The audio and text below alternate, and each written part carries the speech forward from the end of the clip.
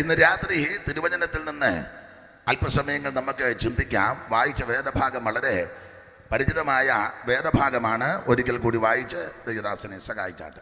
ആത്മാവ് സഭകളോട് പറയുന്നത് എന്തെന്ന് ചെവിയുള്ളവൻ കേൾക്കട്ടെ. ജയിക്കുന്നവന് ഞാൻ മറഞ്ഞിരിക്കുന്ന മന്ന കൊടുക്കും. ജയിക്കുന്നവന് ഞാൻ മറഞ്ഞിരിക്കുന്ന മന്ന കൊടുക്കുമെന്ന്. ജയിക്കുന്നവൻ. കർത്താവിന് മഹത്വം.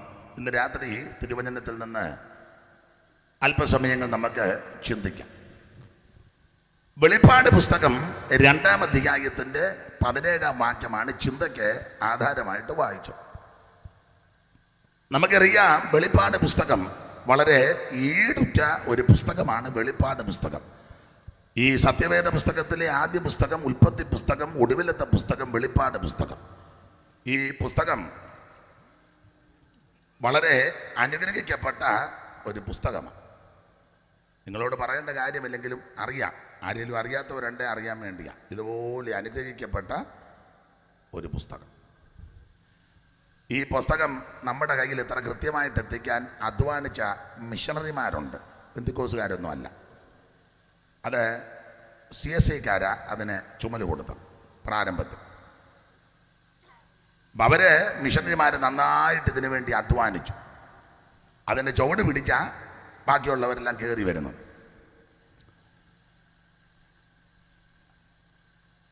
ആർക്കും വേണ്ടാത്ത, ആരും ഗവനിക്കാത്ത, ആരും അന്വേഷിക്കാത്ത ജനനദികളെ തേടി അങ്ങനെയുള്ള മിഷണറിമാര് ഈ രാജ്യത്തെത്തി. ആ ചരിത്രമൊക്കെ നിങ്ങൾക്കറിയാം. ആ ഭാഗത്തേക്ക് ഞാൻ പോകുന്നില്ല.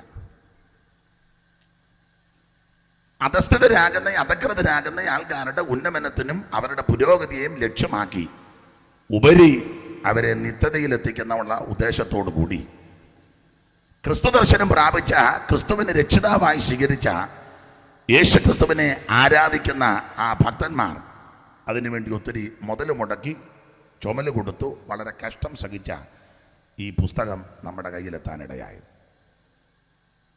ഇതെത്തിയതാ എനിക്ക് നിങ്ങൾക്കും ഗുണം വന്നത്. പിന്നെ സാൽവേഷൻ ആർമിക്കാർ അവർ നന്നായിട്ട് മറ്റുള്ളവരുടെ ഉന്നമനത്തിന് വേണ്ടി പ്രവർത്തിച്ചവരാ. അല്ലാത്തവരാരും അങ്ങനെ പ്രവർത്തിച്ചില്ല. അല്ലാത്ത എല്ലാം ഭാരയായിരുന്നു. കാര്യം പറയുമ്പോൾ ആർക്കും ഇഷ്ടമല്ല. മിക്കതും ഭാരയായിരുന്നു. ആർക്കും വേണ്ടാത്തവരെ, എല്ലാവരും വെറുത്തവരെ, എല്ലാവരും തള്ളിക്കളഞ്ഞവരെ അവരുടെ അടുക്കൽ ക്രിസ്തുവിൻ്റെ സ്നേഹവുമായിട്ട് കടന്നു ചെന്ന് അക്ഷരവും പഠിപ്പുമില്ലാത്തവർക്ക് വിദ്യ അഭ്യസിക്കുവാൻ അവസരമൊരുക്കി കൊടുത്ത് അവർക്ക് ശരീരരക്ഷയ്ക്കും ആത്മരക്ഷയ്ക്കും പ്രാണരക്ഷയ്ക്കും വേണ്ടതെല്ലാം ഓതിക്കൊടുത്ത് ചെയ്തു കൊടുത്ത് ഈ മാർഗത്തിലേക്ക് കൊണ്ടുവന്നു. ഞാൻ ആ ചരിത്രഭാഗമൊന്നും ഇനി വിവരിക്കുന്നില്ല. ഇതിനു മുമ്പ് ശുശ്രൂഷിച്ച് ആരോ ചരിത്രം പറഞ്ഞെന്നും ആരാണ്ടനോട് പറയുകയും ചെയ്തു. അതുകൊണ്ട് ഞാനൊന്നും പറയുന്നില്ല. തന്നെയല്ല, നിങ്ങളുടെ ചിലരുടെ ഇരിപ്പ് കണ്ടിട്ട് അതൊന്നും ഇപ്പോൾ ഇയാൾ പറയുമെന്നും വേണ്ട. ബാക്കിയത്തിൽ നിന്നെങ്കിലും ഒക്കെ എനിക്ക് മനസ്സിലാകും നോട്ടോ ഇരുമ്പം കാണുമ്പോൾ. അപ്പം അതുകൊണ്ട് ഈ പുസ്തകം വളരെ ശ്രേഷ്ഠതയുള്ളൊരു പുസ്തകമാണ്. ഇത് എടുത്തവർക്കാർക്കും ദോഷം വന്നിട്ടില്ല, വരത്തുമില്ല. ഇത് ചെന്ന് കയറിയ വീടിനും നാടിനും എല്ലാം അനുഗ്രഹമല്ലാതെ യാതൊരു ദോഷവും വന്നില്ല. ദേശത്തിൻ്റെ മുഖച്ഛായ മാറിയത് ഈ പുസ്തകം വന്നതുകൊണ്ട്. ഇതിലെ പ്രതിപാദ്യ വിഷയം ക്രൂശും പ്രതിപാദ്യ പുരുഷൻ അവൻ കർത്താവാകുന്നു യേശു ക്രിസ്തു. യേശു ക്രിസ്തു എവിടെയൊക്കെ ഉയർത്തപ്പെട്ടിട്ടുണ്ടോ അവിടെ എല്ലാം മാറ്റങ്ങളും മഹിമയും വെളിപ്പെട്ടിട്ടുണ്ട്. ഈ ദേശത്തും ഈ സുവിശേഷം അറിയിക്കുവാൻ പ്രാരംഭ സമയം മുതൽ കർത്തദാസന്മാരെ ദൈവം ഉപയോഗിക്കുന്നല്ലോ. കർത്താവിന് മഹത്വം. അതിൽ ചിലരൊക്കെ കടന്നുപോയി, ശേഷിച്ച ചിലരെ ദൈവം ആക്കിയിരിക്കുന്നവരോട് കൂടെ പ്രവർത്തിപ്പാൻ ഈ ദേശത്തുള്ള ദൈവകുഞ്ഞുങ്ങളെയും പ്രിയപ്പെട്ടവരെയെല്ലാം ജാതിമത ഭേദമന്യേ എല്ലാവരും ദൈവം ഉപയോഗിക്കുന്നല്ലോ. ദൈവം എല്ലാവരെയും അനുഗ്രഹിക്കട്ടെ. അപ്പോൾ അങ്ങനെ ശ്രേഷ്ഠതയുള്ള പുസ്തകമാണ് സത്യവേദ പുസ്തകം. ഇതുപോലെ വേറൊരു പുസ്തകമില്ല. എല്ലായിടത്തും ഞാൻ ഈ പറയുന്ന കാര്യം ഒന്നുകൂടെ അങ്ങ് പറയാം. ഈ പുസ്തകം പിടിച്ചുകൊണ്ട് എവിടെയും ചെല്ലാം, ഏത് സ്ഥലത്തും ചെല്ലാം. മറ്റു പുസ്തകമായിട്ട് എല്ലായിടത്തും എല്ലായ്പ്പോഴും ഒന്നും ചെല്ലാനൊക്കത്തില്ല. തന്നെ ഈ പുസ്തകം ഇങ്ങനെ പിടിച്ചുകൊണ്ട് പോകുന്നതാണ് കുറച്ചുകൂടെ നല്ലത്. പണ്ട് കുചേലൻ്റെ പുസ്തകം പിടിച്ചുകൊണ്ട് പോയെന്ന് കുചേലവൃത്തത്തിലുണ്ട്. കണ്ടാലെത്ര കഷ്ടമെത്രയും മോഷിഞ്ഞ ജീർണ വസ്ത്രം, കണ്ടാലെത്ര കഷ്ടമെത്രയും മോഷിഞ്ഞ ജീർണ വസ്ത്രം കൊണ്ടു തറ്റൂടുത്തിട്ടു തരിയവുമിട്ട്, കൊണ്ടു തറ്റൂടുത്തിട്ടു തരിയവുമിട്ട്, മുണ്ടിൽ പൊതിഞ്ഞ പൊതിയോ മുഖ്യമായ പുസ്തകവും, മുണ്ടിൽ പൊതിഞ്ഞ പൊതിയും മുഖ്യമായ പുസ്തകവും, രണ്ടും കൂടി കക്ഷത്തിങ്കൽ ഇടുക്കിക്കൊണ്ട്, രണ്ടും കൂടി കക്ഷത്തിങ്കൽ ഇടുക്കിക്കൊണ്ട്. പുള്ളി പോയതിനെ പറ്റി ഇനിയും വ്യാഖ്യാനിക്കണ്ടല്ലോ, എങ്ങനെയാ പോയെന്നും പുസ്തകം എങ്ങനെയാ കൊണ്ടുപോയെന്നും. എന്നാൽ ഈ പുസ്തകം പിടിച്ചോണ്ട് മാറോട് ചേർത്ത് പിടിച്ച് എവിടെയും നമുക്ക് ചെല്ലാം. സ്തോത്രം. ഏത് വീട്ടിലും ഏത് സദസ്സിലും ഏത് സ്ഥലത്തും ചെല്ലാൻ കൊണ്ടുപോകാൻ പറ്റുന്നൊരു പുസ്തകം ഈ ഒരൊറ്റ പുസ്തകം. ഇപ്പം പുതിയ ഉപദേശിമാർക്കല്ല ഇത് ഔട്ട് ഓഫ് ഫാഷനായിട്ട് തീർന്നിരിക്കുക. ഇപ്പോഴത്തെ ഞാഞ്ഞൂലൊക്കെ ഒത്തിരി ഉണ്ട്. ചുമ്മാ ഇരുന്നങ്ങ് ഉപദേശിയാകുക. ഉറങ്ങാൻ കിടന്നപ്പോൾ ഒരു കുഴപ്പമില്ലായിരുന്നു. നേരം വെളുത്തമ്മ പാസ്റ്ററായിട്ട് വന്നിരിക്കുന്നു. നമ്മളേക്ക് ഇന്നലെ ഇന്ന് രാത്രി പാസ്റ്റർ ആയതാണ്. അപ്പം അവർക്ക് പലർക്കും, എല്ലാവരുമല്ല, ഇതിപ്പം ഏതാണ്ട് ഇച്ചീച്ചിയായിട്ടാണ് തീർന്നിരിക്കുന്നത്. സ്തോത്രം. ഈ പുസ്തകം എടുത്തുകൊണ്ട് വേണം നിൽക്കാൻ. ഞാൻ നിങ്ങൾക്ക് കുഴപ്പമൊന്നുമില്ല, നടത്തിപ്പുകാരോട് എല്ലായിടത്തും പറയും, വേദപുസ്തകമായിട്ട് വരാത്തവനെ പ്രാർത്ഥിക്കാൻ പോലും അവസരം കൊടുക്കരുത്, ഓടാന്ന് പറയണം. ഇവിടെ പുലകരം പോയിരിക്കാൻ പറയണം. ഇവിടെ കയറി ഞെളിഞ്ഞിരിക്കുകയോ ഗ്ലോറി എന്നൊന്നും പറഞ്ഞ് ഗ്ലോറി ഒന്നും പറയണ്ട. ഒരു യാത്ര പോയിട്ട് യോഗത്തിന് വരുന്നവരുണ്ട്, ചിലപ്പം വേറെ പുസ്തകം കൊണ്ട് വരാനൊക്കത്തില്ല. ജോലി സ്ഥലത്ത് നിന്ന് ഒരു യോഗം കൂടാന്നുള്ള ആർത്തിയോടെ വരുന്നവരുണ്ട്, അവർക്ക് ചിലപ്പം വേറെ പുസ്തകം എടുക്കാൻ പറ്റും. അതൊക്കെ ന്യായമാണ്. വീട്ടിൽ നിന്ന് യോഗത്തിനായിട്ട് വരുന്ന നീ വേറെ പുസ്തകമായിട്ട് വന്നോണം. മനസ്സിലായോ? കാരണം ഇപ്പം ഇതെല്ലാം അങ്ങ് ഈ ഒരു ക്രമീകരണം ചെയ്യുന്നില്ലല്ലോ. ഉപദേശിമാരാന്നേലും ഉപദേശിന്ന ഇപ്പം പിന്നെ ഉപദേശം എല്ലാവരും റവറൻ്റ് ആണല്ലോ. ഉപദേശിമാരും ഉപദേശിയുടെ പണി എന്നാന്ന് വെച്ചാൽ ഉപദേശിക്കുക. ഉപദേശിക്കുന്ന എന്തിനാന്ന് വെച്ചാൽ എല്ലാവരും നന്നാകാനാണ്. ഇപ്പം ഈ റവറൻ്റുമാരായതുകൊണ്ട് ആരും ഇപ്പോൾ ഉപദേശം പറയാത്തത് കൊണ്ട് ജനം വഷളത്വത്തിലേക്ക് പോയിക്കൊണ്ടിരിക്കുക. വഷളത്വം. ഈ അഹറോന് പറ്റിയ അബദ്ധത്തിൽ ഒന്ന്, ജനത്തെ ഉപദേശിച്ച് നിയന്ത്രിച്ചില്ല. ജനം പറഞ്ഞതനുസരിച്ച് ഇവരും അങ്ങ് തുള്ളി. അഹരോനും നിങ്ങൾക്ക് ഭാഗം അറിയാം. മോശ പോയി 40 ദിവസമായിട്ട് കാണുന്നില്ല. അപ്പം ജനത്തിനിടെ ഒരു അപശബ്ദവും കുശുകുശുപ്പും ആ ഭാഗമൊക്കെ നിങ്ങൾക്കറിയാം. ജനമെല്ലാം കൂടെ അഹരോനോട് വന്ന് ചോദിച്ചു, ഇല്ല പുള്ളി എന്ത് ചെയ്യുന്നു. അപ്പോൾ പോകുന്നതിന് മുന്നേ അഹരോനെ ചുമതലപ്പെടുത്തിയാ പോയത്. ഒന്ന് വായിച്ചേര്, 24:12 പെട്ടെന്ന് വായിര്.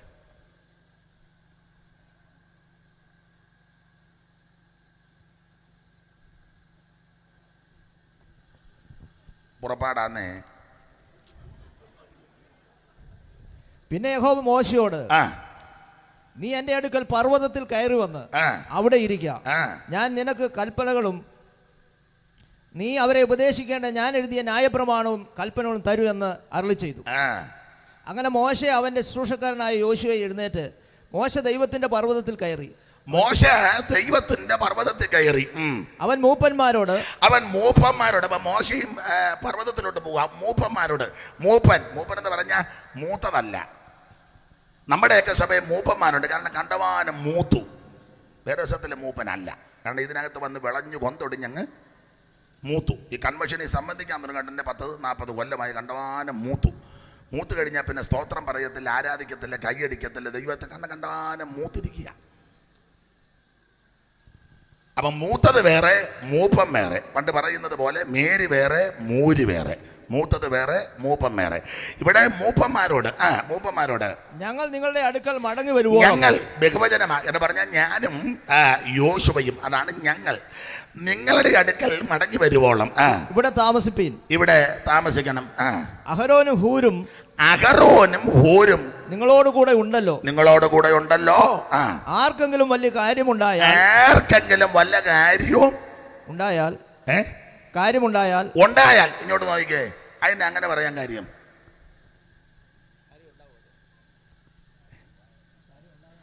ഇമാരെന്തേലും കാര്യമൊക്കെ ഉണ്ടാക്കും. കൺവെൻഷൻ കഴിയുമ്പോൾ എന്തേലും കുരുക്ക് ഇമാരുണ്ടാക്കും. ഇമാരുടെ തൊഴിലതാ.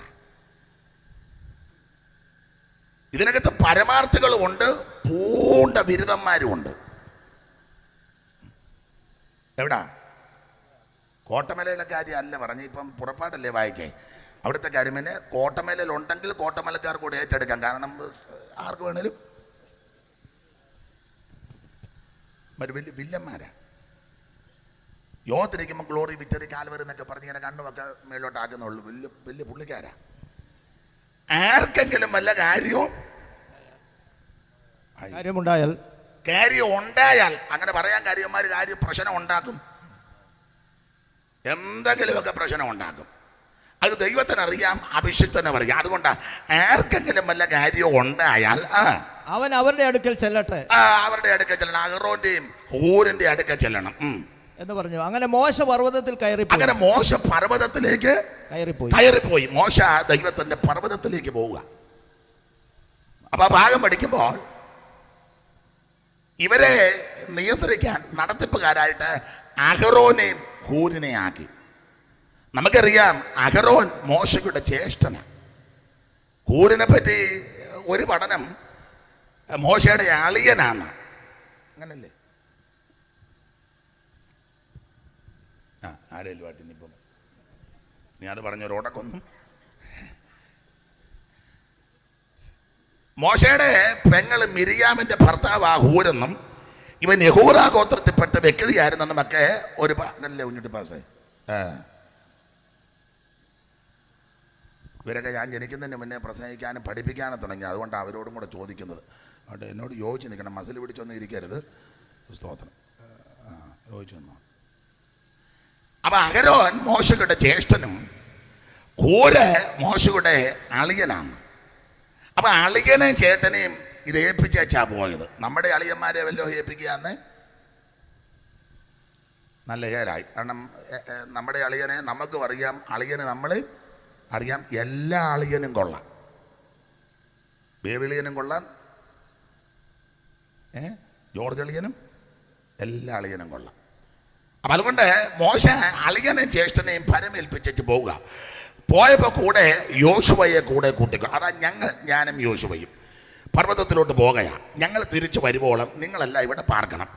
ആർക്കെങ്കിലും വല്ല വ്യവഹാരമോ കാര്യമോ ഉണ്ടായാൽ അത് പറയാൻ കാര്യന്മാർ ഉണ്ടാക്കും. പ്രശ്നക്കാരായി ഇവർ പ്രശ്നക്കാരാ. മിസ്രയീമിൽ വെച്ച് ഇവർ പ്രശ്നക്കാരാ. അതിൻ്റെ ഒരുത്തൻ മിസ്രയീമിനും എബ്രാനും കൂടെ വഴക്കുണ്ടാക്കി. മോശവനിടയ്ക്ക് കയറി ഒരുത്തനെ അടിച്ചങ്ങ് കൊന്ന്. ഇവന്മാർ ഗുണമാകുമെന്ന് ഓർത്താം. പിറ്റേന്ന് 2 എബ്രായർ ശണ്ട ഉണ്ടാക്കി. അപ്പോൾ പുള്ളി അതിനിടയിൽ കയറി. അമ്മമാർ പറഞ്ഞു വേണ്ട വേണ്ട വേണ്ട. ഇവരുടെ തൊഴിൽ ഉടക്ക.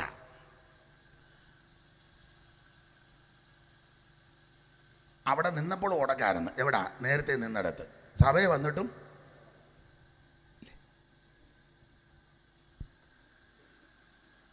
നിങ്ങളെങ്കിലും സത്യം സംസാരിക്കുക.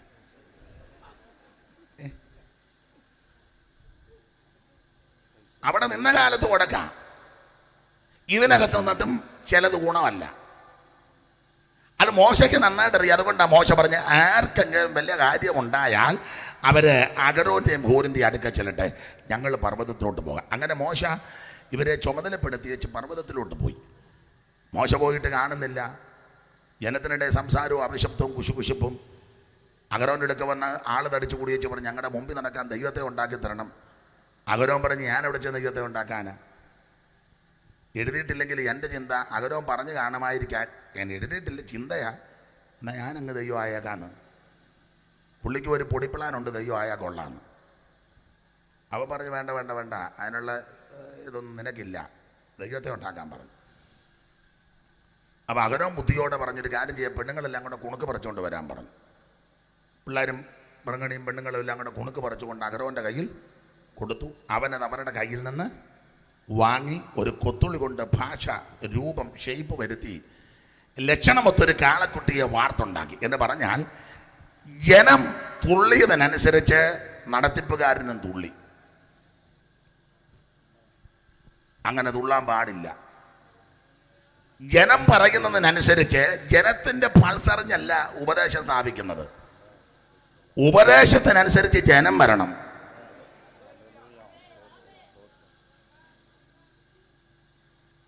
കൺവെൻഷൻ ആൾ കൂടുകയോ ആൾ കൂടാതിരിക്കുകയോ ചർച്ച് ഗ്രോത്ത് ആവുകയോ ആകാതിരിക്കുകയോ അല്ല നമ്മുടെ വിഷയം.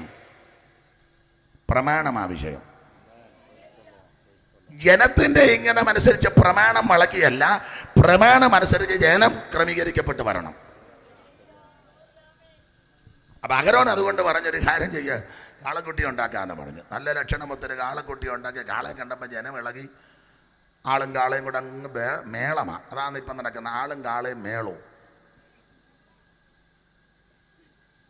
ഭയങ്കര ആള്, അതിനനുസരിച്ച് കാള, പിന്നെ മേളം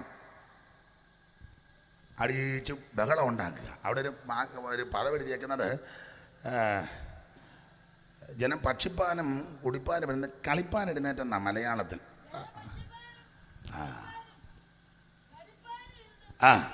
കളിപ്പാൻ എഴുന്നേറ്റെന്നാ. മോനെ ഒരു മൈക്ക് അമ്മയ്ക്ക് കൂടെ കൊടുത്തേ. ഉണ്ടോ? സ്റ്റാൻഡും മൈക്ക്. ആരാ മൈക്കിൻ്റെ ആള്? എവിടെ? സ്റ്റാൻഡും മൈക്കും കൂടെ കൊടുക്കുക. അമ്മ നന്നായിട്ട് വായിക്കുന്ന ആളാണ്. ഞാൻ ചെല്ലുന്ന മിക്ക യോഗത്തിലും വന്നിരുന്ന് വായിച്ചു തരും. ഒന്ന് പെട്ടെന്ന് വാ. മോനെ ഒരു മൈക്ക് അങ്ങോട്ട് കൊടുക്കും. സ്റ്റാൻഡും മൈക്കും കൂടെ കൊടുക്കാം അമ്മയ്ക്ക്.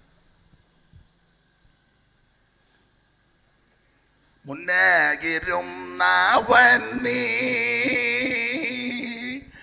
മുന്നേകിരുന്നവൻ നീ, എന്നും മാറാതിരുന്നവൻ നീ, മുന്നേയിരുന്നവൻ നീ, എന്നും മാറാതിരുന്നവൻ നീ, വന്നവൻ നീ, വരാനുള്ളവൻ നീ, വന്നിതു വല്ലഭനേ, വന്നവൻ നീ, വരാനുള്ളവൻ നീ, വന്നിത വല്ലഭനേ, സുന്ദര രക്ഷകനേ, സുന്ദര രക്ഷകനേ, എനിക്കാനന്ദ കാരണനേ, ഇന്നലെയും ഇന്നും എന്നും അനന്യനേ, വന്ദനം വന്ദനമേ, ഇന്നലെയും ഇന്നും എന്നും അനന്യനേ, വന്ദനം വന്ദനമേ, സുന്ദര രക്ഷകനേ.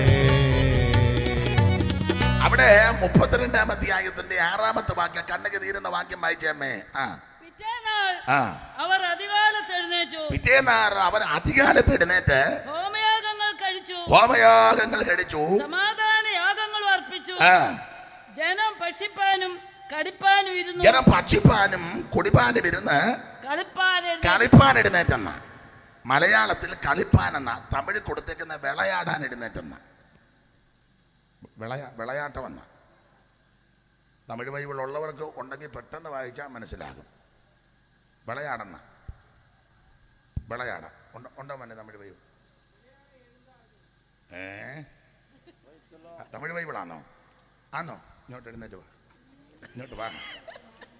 കണ്ടോ ഗുണമായത്? കണ്ടോ? ഇനി വാ, ഇങ്ങോട്ട് വരാൻ.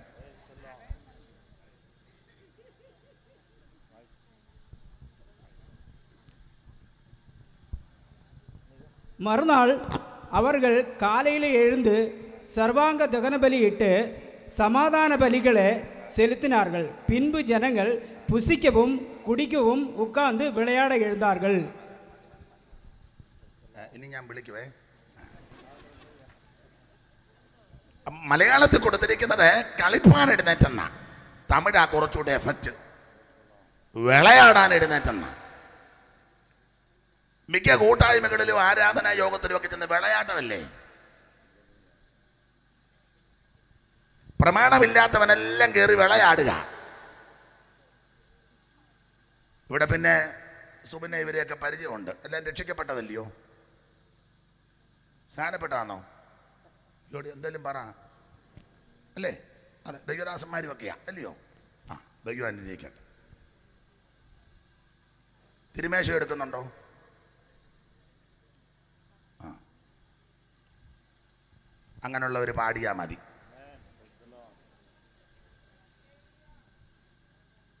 വിളയാടുന്ന ഒരുത്തനും ഇതിനകത്ത് കയറരുത്, കയറ്റരുത്. കാരണം അവൻ പാടി വെച്ച് പിന്നെ പോയി. ചില പിന്നെ പാട്ട് ലീഡ് ചെയ്യും ശക്തിയോടെ, ഒരിക്കൽ കൂടെ. അത് കഴിഞ്ഞ് ശിവന് പിന്നെ പോയി.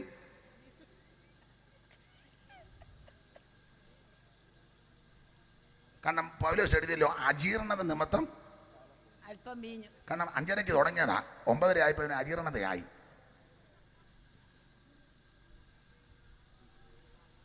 സത്യം പറഞ്ഞാൽ ഞാനിതൊന്നും പറയാൻ വന്നതല്ല. ഏതോ ഗുരുക്കുണ്ട്. ഉണ്ട്. ഇത് വിളയാട്ടമല്ല, ഇതൊരു ആത്മീക ശുശ്രൂഷയാണ്. ഇപ്പൊ എല്ലായിടത്തും വിളയാടുകയല്ലേ. ഞാൻ കഴിഞ്ഞ ദിവസവും പ്രസംഗിച്ചപ്പോൾ എവിടെയോ പറഞ്ഞു, രക്ഷിക്കപ്പെട്ട് സ്നാനപ്പെട്ട് ആത്മനിറവിനെ പ്രാപിച്ച് അല്ലെങ്കിൽ അതിനായി വിശ്വാസമുള്ള കാത്തിരിക്കുന്ന ദൈവകുഞ്ഞുങ്ങൾ നമ്മുടെ സ്റ്റേജിൽ പാടിയാൽ മതി. അതിന് കാര്യമുള്ളൂ. അവരിറക്കുന്ന തീ മതി, അല്ലാത്ത വേറെ തീയൊന്നും. എന്തോ പാസ്റ്റർക്ക് ഒരു പ്രയാസം പോലെ. വിജയം പാസ്റ്ററില്ല, എന്നാ ഞാൻ പറഞ്ഞതിനകത്ത് എന്തെങ്കിലും അപാകതയുണ്ടേ പറ. അത് ഒരപാകതയില്ല. സ്തോത്രം. അതിന്റെ കാരണം പറയാം. എനിക്കും ഇതുപോലുള്ളവർക്കൊക്കെ സ്തോത്രം കാണിച്ച് തരുന്നതേ സാധുക്കളാകുന്ന ദൈവകുഞ്ഞുങ്ങൾ തരുന്നതാണ്. അടുക്കളപ്പണി നടത്തുന്ന അമ്മമാരുണ്ട്, റോഡ് പണിയാൻ പോകുന്ന സഹോദരി സഹോദരന്മാരുണ്ട്, മെറ്റിൽ പൊട്ടിക്കുന്നവർ കാണും, റബ്ബർ വെട്ടാൻ പോകുന്നവർ കാണും, പാടത്ത് പണിയെടുക്കുന്നവർ കാണും, ഓഫീസ് ജോലിയുള്ളവർ കാണും. അങ്ങനെ പല നിലകളിൽ ആ കിട്ടുന്നതിൻ്റെ ഒരു വിഹിതം, തുച്ഛമായ ഒരു വരുമാനമാണ് കർത്തൃവേലയ്ക്ക് കൊടുക്കുന്നത്, ഈ പാത്രത്തിലിടുന്നത്. അപ്പം അത് അങ്ങനെ അങ്ങ് വിനിയോഗിച്ചാൽ മതി. സ്തോത്രം, സ്തോത്രം. ഇത് വിളയാട്ടമല്ല, ശുശ്രൂഷയാണ്, ആത്മീക ശുശ്രൂഷയാണ്. അങ്ങനെയുള്ളവർ പാടുന്ന ആ അന്തരീക്ഷവും തീവൊക്കെ നമുക്ക് മതി, അല്ലാത്ത തീയൊന്നും കത്തിക്കണ്ട. ജനം കൂടി പക്ഷിപ്പാനും കുടിപ്പാനും ഇത് കളിപ്പാൻ എഴുന്നേറ്റുന്ന മലയാളത്തിൽ, തമിഴ വിളയാടാൻ എഴുന്നേറ്റുന്ന. ഞാനധികം വിവരിക്കുന്നില്ല, സബ്ജക്റ്റ് അതല്ലാത്തത് കൊണ്ടാണ്. എന്തിനേറെ ജനം വിളയാടി, കാളെ കണ്ട് ജനവിളകി, ജനവിളകുന്ന കണ്ടപ്പോൾ അഹരോനിളകി. അങ്ങനെ വലിയ അന്തരീക്ഷമായി. നമ്മൾ പറയത്തില്ല എന്തെന്നില്ലാത്തൊരു സാന്നിധ്യം. ഇപ്പോഴത്തെ പുതിയ മോഡേൺ ഉപദേശമാരുടെ ഡയലോഗ, എന്തെന്നില്ലാത്ത ഒരു പ്രത്യേക മണ്ഡലം. ചെന്നിപ്പുറത്തിൽ ഇന്നെ പറയും ഡോക്ടർ റവറൻ ആറോൺ അച്ഛനെ ശുശ്രൂഷിച്ചപ്പോൾ ഒരു പ്രത്യേക തലത്തിലായിരുന്നു. കാളയുണ്ടാക്കിയച്ചോ, മൂരിക്കാളയിട്ട് തുള്ളിച്ചാന്നോ പ്രത്യേക തലത്തിൽ നിൽക്കുന്നത്? ചുരുക്കി പറഞ്ഞാൽ ജനമെല്ലാം വഴിവിടുക. അപ്പൊ അഹരോന്റെ ശുശ്രൂഷ എന്താന്ന് ചോദിച്ചാൽ, മലാക്കി പ്രവചനത്തിൽ നാം വായിക്കുന്നത്, പുരോഹിതൻ സൈന്യങ്ങളുടെ യഹോവയുടെ ദൂതനാകയാൽ അവന്റെ ആദരം പരിജ്ഞാനം സൂക്ഷിച്ചു വെക്കേണ്ടതും ഉപദേശം അവനോട് ചോദിച്ച് പഠിക്കണം. അത് എത്രാം വാക്യം? 2:9 2:5 എത്ര? 7 9 5 യോടി. അവനോടുള്ള എന്റെ നിയമം പുരോഹിതൻ സൈന്യങ്ങളുടെ യഹോവ കൊച്ചമ്മ അത് എത്ര വാക്യവാ? 7. ആ 7 ഞാൻ പറഞ്ഞായിരുന്നല്ലോ. ആ വായിച്ചു. പറഞ്ഞില്ല. ആ ഇവിടെ പറഞ്ഞു. 5 ആണോ 7 ആണോ 9 ആണോ എന്ന് ഞാൻ ചോദിച്ചില്ലേ? ആ കേട്ടില്ല. ഇച്ചിരി കേൾവി കുറവുണ്ട്. മൈക്ക് തന്നതുപോലെ തിരിച്ചെടുക്കാൻ എനിക്കറിയാം കേട്ടോ. ആ ആ 7 വായിര്. ആശാരി പറഞ്ഞ പോലെ ആ പിടാനും അറിയാം, ഇപ്പറ അടിക്കും അത് ഊരാനും എനിക്കറിയാം. ആ വായിര് 7 വായിര് 7 വായിര്. പുരോഹിതൻ സൈന്യങ്ങളുടെ യഹോവയുടെ ദൂതനാകിയാൽ പുരോഹിതൻ സൈന്യങ്ങളുടെ യഹോവയുടെ ദൂതനാകയാൽ അവന്റെ അധരങ്ങൾ പരിജ്ഞാനം സൂക്ഷിച്ചു വെക്കണം. അടുത്തത് ഉപദേശം അവനോട് ചോദിച്ച് പഠിക്കേണ്ടതോ. പുരോഹിതൻ സൈന്യങ്ങളുടെ യഹോവയുടെ ദൂതനാ. കർത്തദാസന്മാർ സഭയുടെ ദൂതന്മാരാ. അതല്ലേ പറഞ്ഞ എഫെസോ സഭയുടെ ദൂതനെടുക്കുക, ലവോദിക്ക സഭയുടെ ദൂതനെടുക്കുക. ഒരു ശുശ്രൂഷകൻ സഭയുടെ ദൂതന. അവൾ പുരോഹിതൻ സൈന്യങ്ങളുടെ യഹോവയുടെ ദൂതനാകയാൽ അവന്റെ അധരം പരിജ്ഞാനം സൂക്ഷിച്ചു വെക്കേണ്ടതും ഉപദേശം അവനോട് ചോദിച്ചു പഠിക്കണം. അപ്പോൾ അഹരോൻ ഉപദേശം കർക്കശമായി പറയണം. അല്ലാതെ ജനം പറയുന്നത് കേട്ട് തുള്ളുകല്ല. അഥവാ ജനത്തിന് അറിയത്തില്ല, പറയുമ്പോൾ പറയണത് അങ്ങനല്ല ഇങ്ങനെയാണ് കാര്യം പറഞ്ഞ് ബോധ്യപ്പെടുത്തണം. നമ്മൾ പെന്തിക്കോസുകാരാ, നമുക്കിത് പാടില്ല, പറഞ്ഞു കൊടുക്കണം. നമ്മൾ ദൈവമക്കളാ, നമുക്കിത് പാടില്ല, പറഞ്ഞു കൊടുക്കണം. അല്ലാതെ സഭയിൽ നിന്ന് ആള് പോകും, യോഗത്തിന് ആള് കുറയും, എല്ലാവരും വല്ലതും ഓർക്കും, അതൊന്നും പറഞ്ഞ് തടിതപ്പരുത്, സൂക്ഷം ദൈവം തന്നെ അടിക്കും. അപ്പൊ അഹരോൻ ഈ കാളക്കുട്ടിയെ ഉണ്ടാക്കാൻ ഇവര് നിർബന്ധിച്ചപ്പോൾ പറയണമായിരുന്നു, നമ്മുടെ ദൈവത്തിന്റെ രൂപമോ സാദൃശ്യമോ ഒന്നും കൊത്തി ഉണ്ടാക്കരുത്, വഷളത്വം ഉണ്ടാക്കരുത്. വെള്ളത്തിലുള്ളതാകട്ടെ, മേളിലുള്ളതാകട്ടെ, കരയിലുള്ളതാകട്ടെ, ഒന്നിന്റെ രൂപമോ സ്തംഭമോ ബിംബമോ സ്തൂപമോ ഒന്നും നമുക്ക് പാടില്ല. നാം ആരാധിക്കുന്ന ദൈവം അവൻ അദൃശ്യനായ ദൈവമാണ്. വഷളത്വം പാടില്ലെന്ന് പറഞ്ഞ് ശാസിച്ചമർത്തണ്ടേ? ഞാൻ ബഹുമാന്യ കർത്തദാസന്മാരോട് പറയാം, കർക്കശമായിട്ട് ഉപദേശം പറഞ്ഞോണം സഭയ്ക്കകത്ത്. കൺവെൻഷന് പൊതുസ്ഥലത്ത് സുവിശേഷം അറിയിക്കുക, സഭയ്ക്കകത്ത് കർക്കശമായ ഉപദേശം പറയണം. വേണ്ടേ? ഇപ്പൊ കോട്ടമലയിൽ സിംഹഭാഗവും ദൈവകുഞ്ഞുങ്ങളാണ്. തന്നിൽ ഇത്രയും വർഷമായിട്ട് കൺവെൻഷൻ നടത്തുക. അതുകൊണ്ടെടുത്ത് പുല്ലിനും പുൽച്ചാടിക്ക് വരെ സുവിശേഷം അറിയാം. നമ്മൾ തെറ്റിച്ച പുൽച്ചാടി പറയാം, അതങ്ങനല്ല, മറ്റേ വാക്യം വായിക്കാൻ പറയാം, കൊച്ചമ്മ പറഞ്ഞ പോലെ. മൊത്തം ആൾക്കാർക്ക് എല്ലാം അറിയാം. അപ്പൊ അങ്ങനെയുള്ള സ്ഥലങ്ങളിൽ കർക്കശമായിട്ട് ഉപദേശം കൊടുക്കണം. ജന ഉപദേശത്ത് നിൽക്കണം. ഇത് സോപ്പിട്ട് പറഞ്ഞിട്ട് കാര്യമായില്ല. പൗലോസ് തീത്തോസിനോട് പറയുന്ന കാര്യമുണ്ട്, നിന്നെ ക്രേത്തയിൽ വിട്ടേച്ച് പോകുന്നത് ശേഷമുള്ള കാര്യം ക്രമപ്പെടുത്തണം. ചില ക്രമീകരണം അവിടെ വരുത്തണം. അതിന്റെ അങ്ങനെ ക്രമീകരണം അയ്യോ, ക്രേത്തരെ പറ്റി എടുത്തിരിക്കുന്നവന്മാർ വലിയ വിളവന്മാരാ. അമ്മ ആ 1:9 വാക്യം ഒന്ന് വെച്ചു, 9ഉം 10ഉം ആ താഴത്തെ കണ്ണിക. വൃഥാവാചാലന്മാര്, അങ്ങനെ ഒരു പദം ഉണ്ടല്ലോ അമ്മേ. എത്ര വാക്യ? 9ആണോ 10ആണോ? 1ന്റെ അണ്ട ഇടത്ത വശത്ത് താഴെ. വൃഥാവാചാലന്മാരും മനോവഞ്ചകന്മാരുമായി വഴങ്ങാത്ത 3 ടൈപ്പ് അവിടെ പറഞ്ഞേക്കുന്നത്. വൃഥാവാചാലന്മാരും മനോവഞ്ചകന്മാരും വഴങ്ങാത്ത 3 ടൈപ്പ്. ഇതെല്ലാം മിക്ക സഭയിലും ഉണ്ട്. വൃഥാവാചാലന്മാർ എന്ന് പറഞ്ഞാൽ ആ ഭാഷ പൊതുവെ പറഞ്ഞ തെറ്റാന്ന് എനിക്കറിയാം, പക്ഷെ വേറൊരു ഭാഷ എനിക്ക് കിട്ടുന്നില്ല. അതുകൊണ്ട് ഞാൻ ആ ഭാഷ തന്നെ ഇപ്പം പറയാൻ പോവാം. പൊതുവെ പറയുന്ന തെറ്റാന്ന് എനിക്ക് തോന്നുന്നു, പക്ഷെ വേറൊരു ഭാഷ കിട്ടാത്ത കൊണ്ട് ഞാൻ ആ ഭാഷ തന്നെ പറയും. വൃഥാവാചാലന്മാർ എന്ന് പറഞ്ഞാൽ വെറുതെ ചപ്പളാത്തി അടിച്ചിരിക്കരുതെന്ന്. കാശിന് പ്രയോജനമില്ല. ചുമ്മാ ഇങ്ങനെ കലിങ്ക കയറിയിരിക്കുക, മാടക്കടയുടെ മുന്നിൽ പോയി ഒടിഞ്ഞ ബെഞ്ചിൽ കയറിയിരിക്കുക.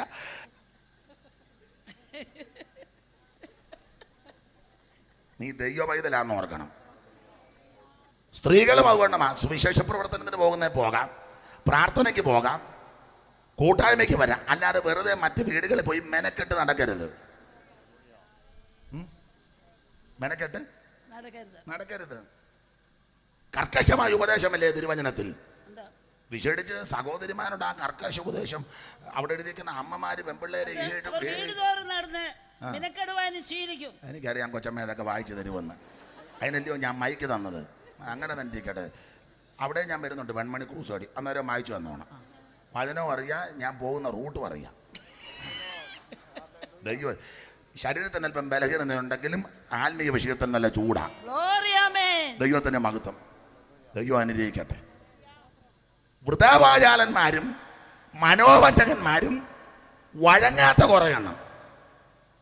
സ്തോത്രം. ഇവരെല്ലാം ക്രമീകരണത്തിൽ അവിടെ ഒരു പദമുണ്ട്. പിന്നെ വഴങ്ങാത്തവര് ക്രേത്തർ സർവ്വല അസത്യവാദികളും പെരുവയറന്മാരായ മടിയന്മാർ എന്ന് പറഞ്ഞാൽ ഇഷ്ടം പോലെ കഴിക്കും, ജോലി ചെയ്യത്തില്ല. അസത്യവാദികളും ദുഷ്ടജന്തുക്കളും മടിയന്മാരായ എന്ന് പറഞ്ഞ ആഹാരം കഴിക്കും, ജോലി ചെയ്യത്തില്ല. ജോലി ചെയ്യാത്തവൻ തിന്നരുതെന്നാണ്. ഒരുത്തൻ എന്നോട് പറഞ്ഞു, നിങ്ങൾ ഉപദേശമാരെല്ലാം ചുമ്മാ തിന്നു നടക്കുകയില്ലേ? അപ്പോൾ പോടാന്ന് പറഞ്ഞു. വെറുതെ തിന്നുകാണോ? അല്ല, അങ്ങനെ പുസ്തകത്തിൽ വാക്യമുണ്ട്, ജോലി ചെയ്യാത്തവൻ വേല ചെയ്യാത്തവൻ. ഞാൻ പറഞ്ഞു, ഞാൻ നന്നായിട്ട് വേല ചെയ്യുന്നുണ്ട്. എന്തോ വേല? ഞാൻ എൻ്റെ വേല എന്ന് വെച്ചാൽ എൻ്റെ ഉദ്യോഗം പൗലോസിന്റെ ഭാഷ പറഞ്ഞാൽ സുവിശേഷ വേലയാണ്.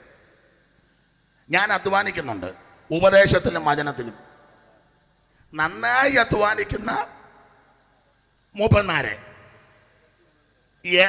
വിശേഷിച്ച് വചനത്തിലും ഉപദേശത്തിലും അധ്വാനിക്കുന്നവരെ, അങ്ങനെ ആ പുസ്തകത്തിലെ പ്രമാണം.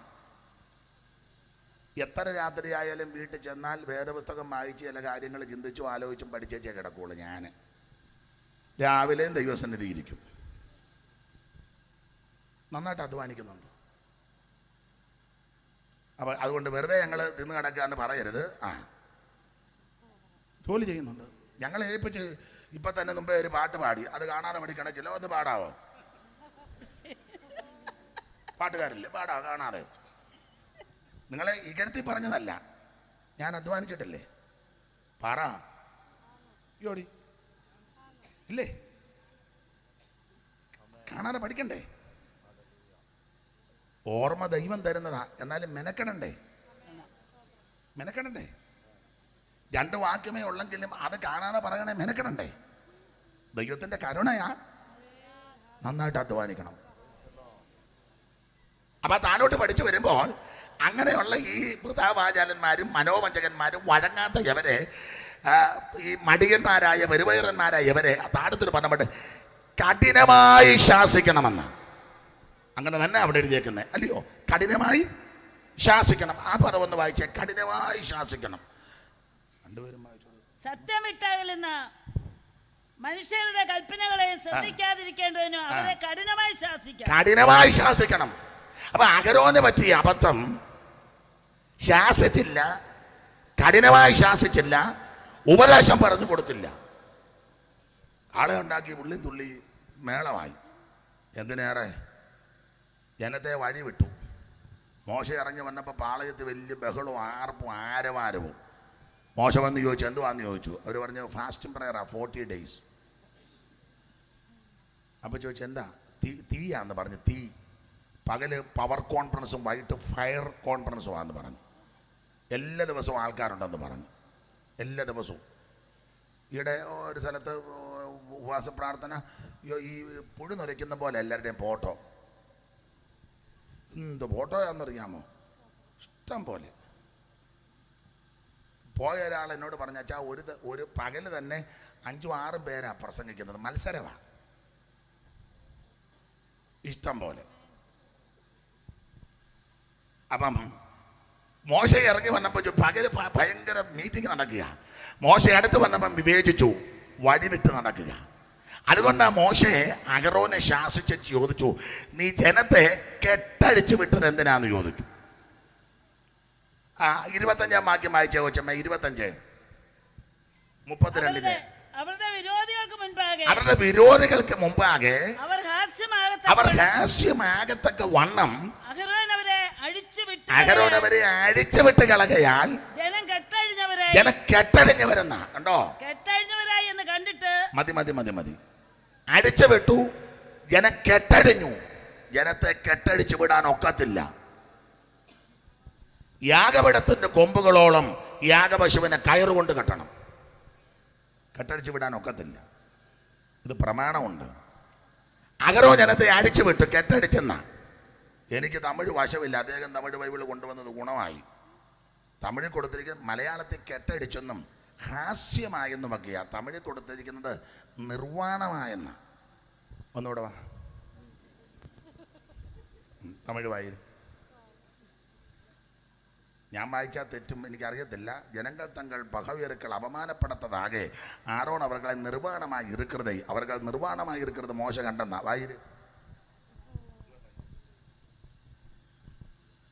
ஜனங்கள் தங்கள் பகைவருக்குள் அவமானப்படத்தக்கதாக ஆரோன் அவர்களை நிர்வாணமாக இருந்தான். அவர்கள் நிர்வாணமாய் இருந்ததை மோசே கண்டு ചോദിച്ചു, നിർവാണമായി അങ്ങനല്ലേ? നിർവാണമായി അതിന്റെ പച്ച മലയാളം അർത്ഥം പറ. നാണക്കേടാ അല്ലയോ? ഞാൻ പറഞ്ഞോളാം.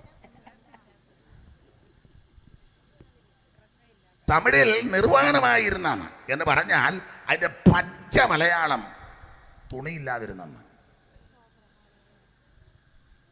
ഈ കാളയിട്ട് തുള്ളിച്ച് ആളും മേളവും കാളയും ഓളവും എല്ലാം കൂടെ ആയപ്പോൾ നേരും ചൊവ്വിനും വസ്ത്രമില്ല.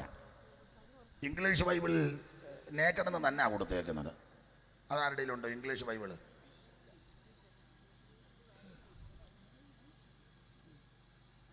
ഇനി മുദ്ര പൊട്ടിക്കൊന്നും വേണ്ട, വെച്ച് അവിടെ ഇരിക്കട്ടെ. അല്ല മുദ്ര വെച്ച്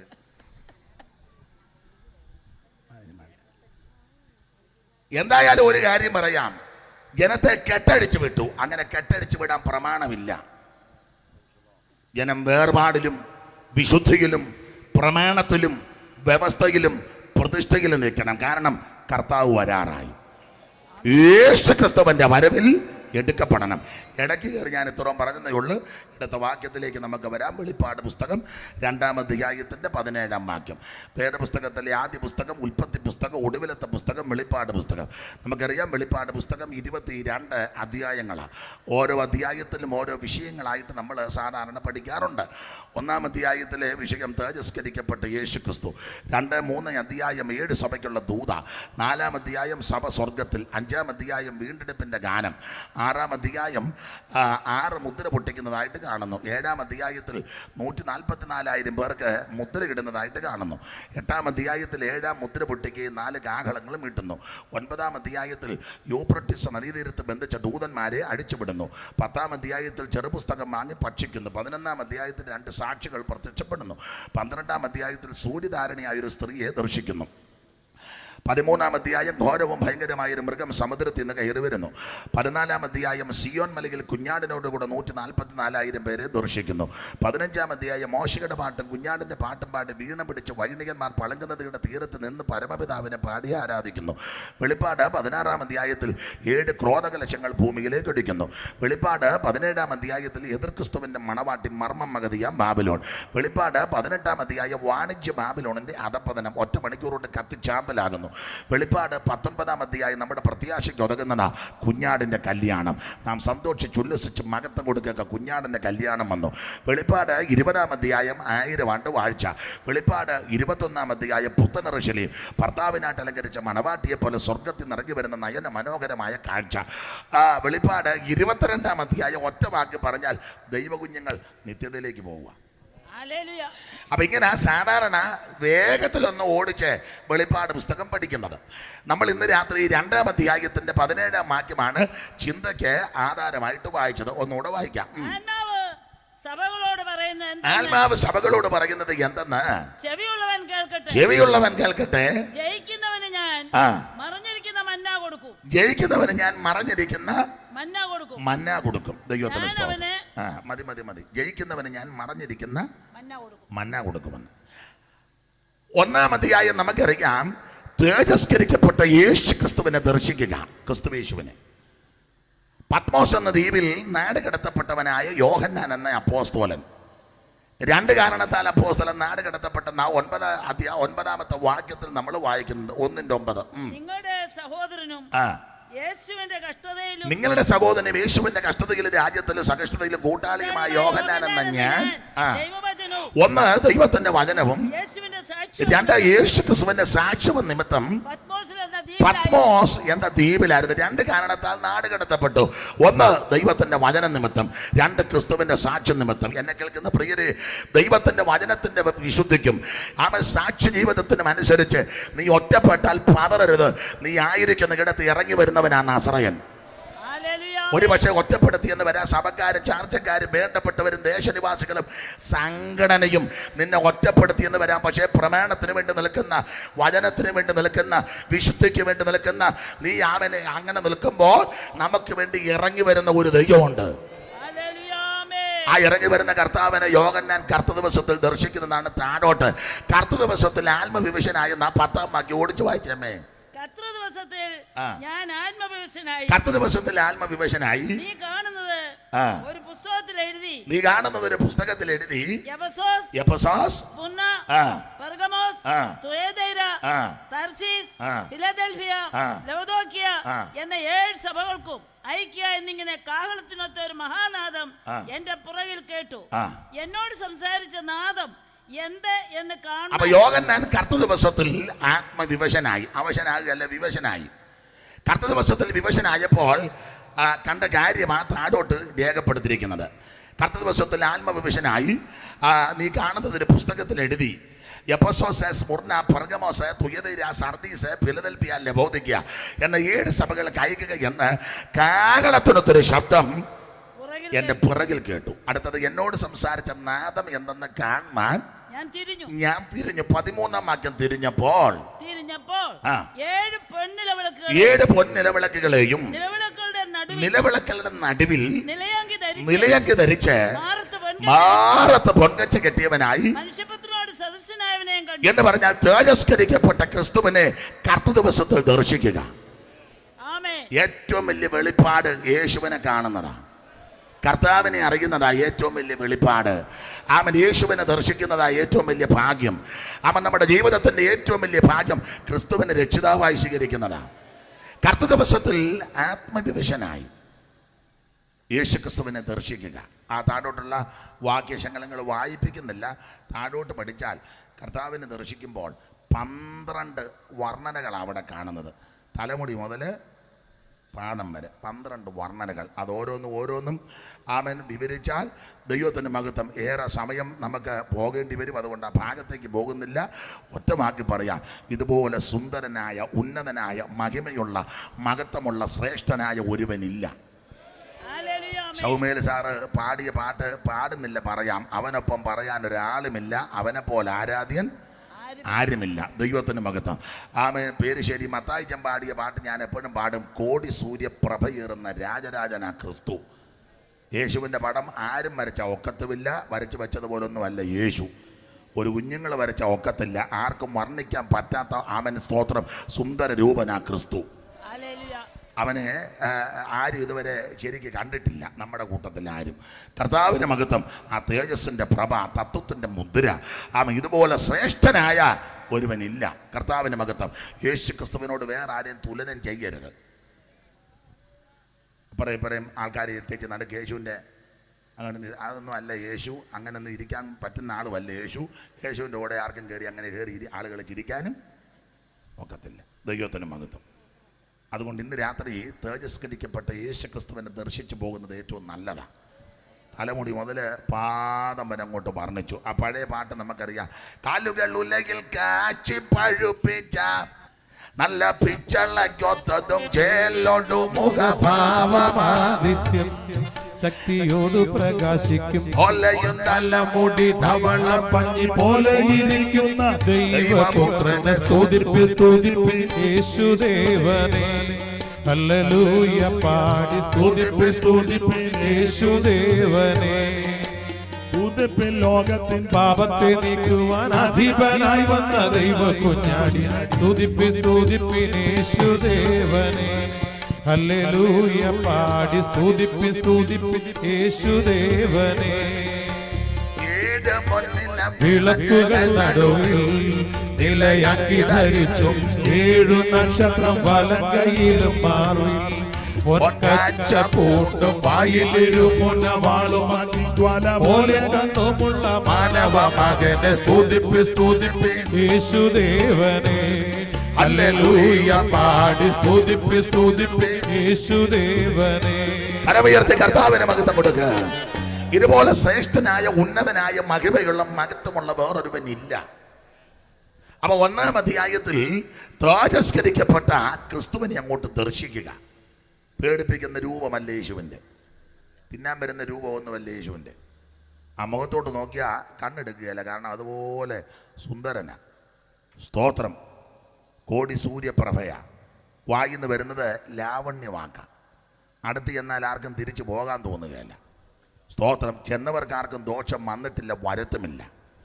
ഏത് വിഷയത്തോട് അടുത്ത് ചെന്നോ ആ വിഷയത്തിനെല്ലാം പരിഹാരം തന്നെ അവിടുന്ന് വിടുകയുള്ളൂ. നീ രോഗിയായിട്ട് വന്നാൽ അവിടുന്ന് സൗഖ്യമാക്കുന്ന ശക്തി വ്യാപരിക്കും. നീ മനോവേദനയോടെ വന്നാൽ ആ മനോവേദന മാറ്റി അവൻ വിഷണ്ണ മനസ്സിന് സന്തോഷമെന്ന് മേലാട അവിടുന്ന് ഉദ്ദിപ്പിക്കും. രട്ടോട് ഇന്ന് രാത്രി വന്നിട്ടുണ്ടെങ്കിൽ അവൻ രട്ടടിച്ച് അവിടുന്ന് സന്തോഷത്തെ ഉടിപ്പിക്കുന്ന ദൈവമാണ്. ഏത് വിഷയത്തോടെ വന്ന വിഷയത്തിൻ്റെ പരിഹാരം തീർപ്പം കൽപ്പിക്കുവാൻ കഴിവുള്ളവൻ ആ നസറായൻ. അതുകൊണ്ട് ഇന്ന് രാത്രി ആ നസറയൻ്റെ അടുക്ക വന്ന ആർക്കും ദോഷം വന്നിട്ടില്ല, വരുത്തുമില്ല. കർത്താവിൻ്റെ മകത്ത് നസറയനെ ആരാധിക്കുന്നതും അറിഞ്ഞതുമാണ് നമ്മുടെ ജീവിതത്തിലെ ഏറ്റവും വലിയ ഭാഗ്യം. ഈ കൃപയിൽ വന്നതായ ഏറ്റവും വലിയ ഭാഗ്യം. അതില്ലേ നമ്മുടെ സ്ഥിതിക്കെല്ലാം മാറ്റം വന്നത് ഈ മാർഗത്തിൽ വന്നതല്ലേ? അല്ലേ? പറ. യാതൊരു ഗതിയും ഗത്യന്തരം ഉള്ളതല്ല പലതും. ഇവിടെ ഇരിക്കുന്നത് 99. ഈ പുസ്തകം എടുക്കുകയും ഈ കൃപയിൽ വന്നതാണ് നമ്മുടെ മട്ട് മാറിയത്. ഇല്ലേ? പറ, സത്യം പറ. ഒരു നല്ല വീട് പോലും നേരത്തെ ഇല്ലായിരുന്നു. ഇല്ലേ? സത്യമല്ലേ? ഓലപ്പര, ചാണകം ഇട്ട് അടിച്ചത്, ചാണകവും മെഴുകുന്ന കണ്ടിട്ടില്ലേ? കരിയും തണങ്ങിൻ്റെ ഓലയും ചിരട്ട കരിച്ചേച്ച് പൊടിക്കും. ചാണകവും തണങ്ങിൻ്റെ ഓല കറുപ്പ് കൂടാനും കൂടാ അതിട്ടേച്ചാ മെഴുകുന്നത്. കണ്ടിട്ടില്ലേ? എല്ലാവരും അങ്ങ് ലണ്ടനിൽ നിന്ന് വന്നതാണ്, ബെക്കിംഗ്ഹാം പാലസിൽ നിന്ന്. ഞങ്ങൾ കോട്ടമല കൺവെൻഷന് വേണ്ടി വന്നതാണ്. ഇതുവരെ ഞങ്ങൾ ബെക്കിംഗ്ഹാമില്ലായിരുന്നു.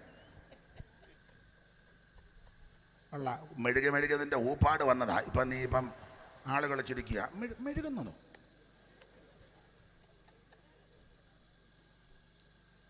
ഞാൻ കൊച്ചാക്കി പറഞ്ഞത് അങ്ങനെയൊക്കെയാണ് നമ്മൾ വളർന്നു വന്നത്. നല്ല വീടില്ലായിരുന്നു. ആകെ ഉള്ളത് ആനവായം വരെയാണ്. ആനവായം വര പഴയ ആൾക്കാർക്ക് ഞാൻ പറഞ്ഞ പിടിക്കുക. ആനവായം വര അല്ലേ കുഞ്ഞുട്ടി പാസ്സായി എന്ന് പറഞ്ഞാൽ ഒറ്റ വാതിൽ, സമാഗമന കൂടാരം പോലെ ഒരു ഒറ്റ വാതിലേ ഉള്ളൂ. ആനവായം വര. അതിൻ്റെ അങ്ങേ കോണിൽ 3 കല്ല് കൂട്ടിയൊരു അടുപ്പ്, വങ്ക് പോയൊരു മംഗലം. ഏതാണ്ട് എടുത്തപ്പോൾ മുട്ടി അതിൻ്റെ വങ്കിച്ചിരി അങ്ങ് പോയി. പിന്നെ മൂടുന്നതുണ്ടല്ലോ, എന്താ അതിന് പറയുന്നേ, അതിൻ്റെ മേളിലത്തെ പിടി അങ്ങ് പോയി. ഒരു പിടിയില്ലേ വട്ടത്തിലെ, അത് പോയി. പിന്നെ കിഴിഞ്ഞൊരു മംഗലം, അതിന് പിന്നെ തുണി തള്ളി കയറ്റി.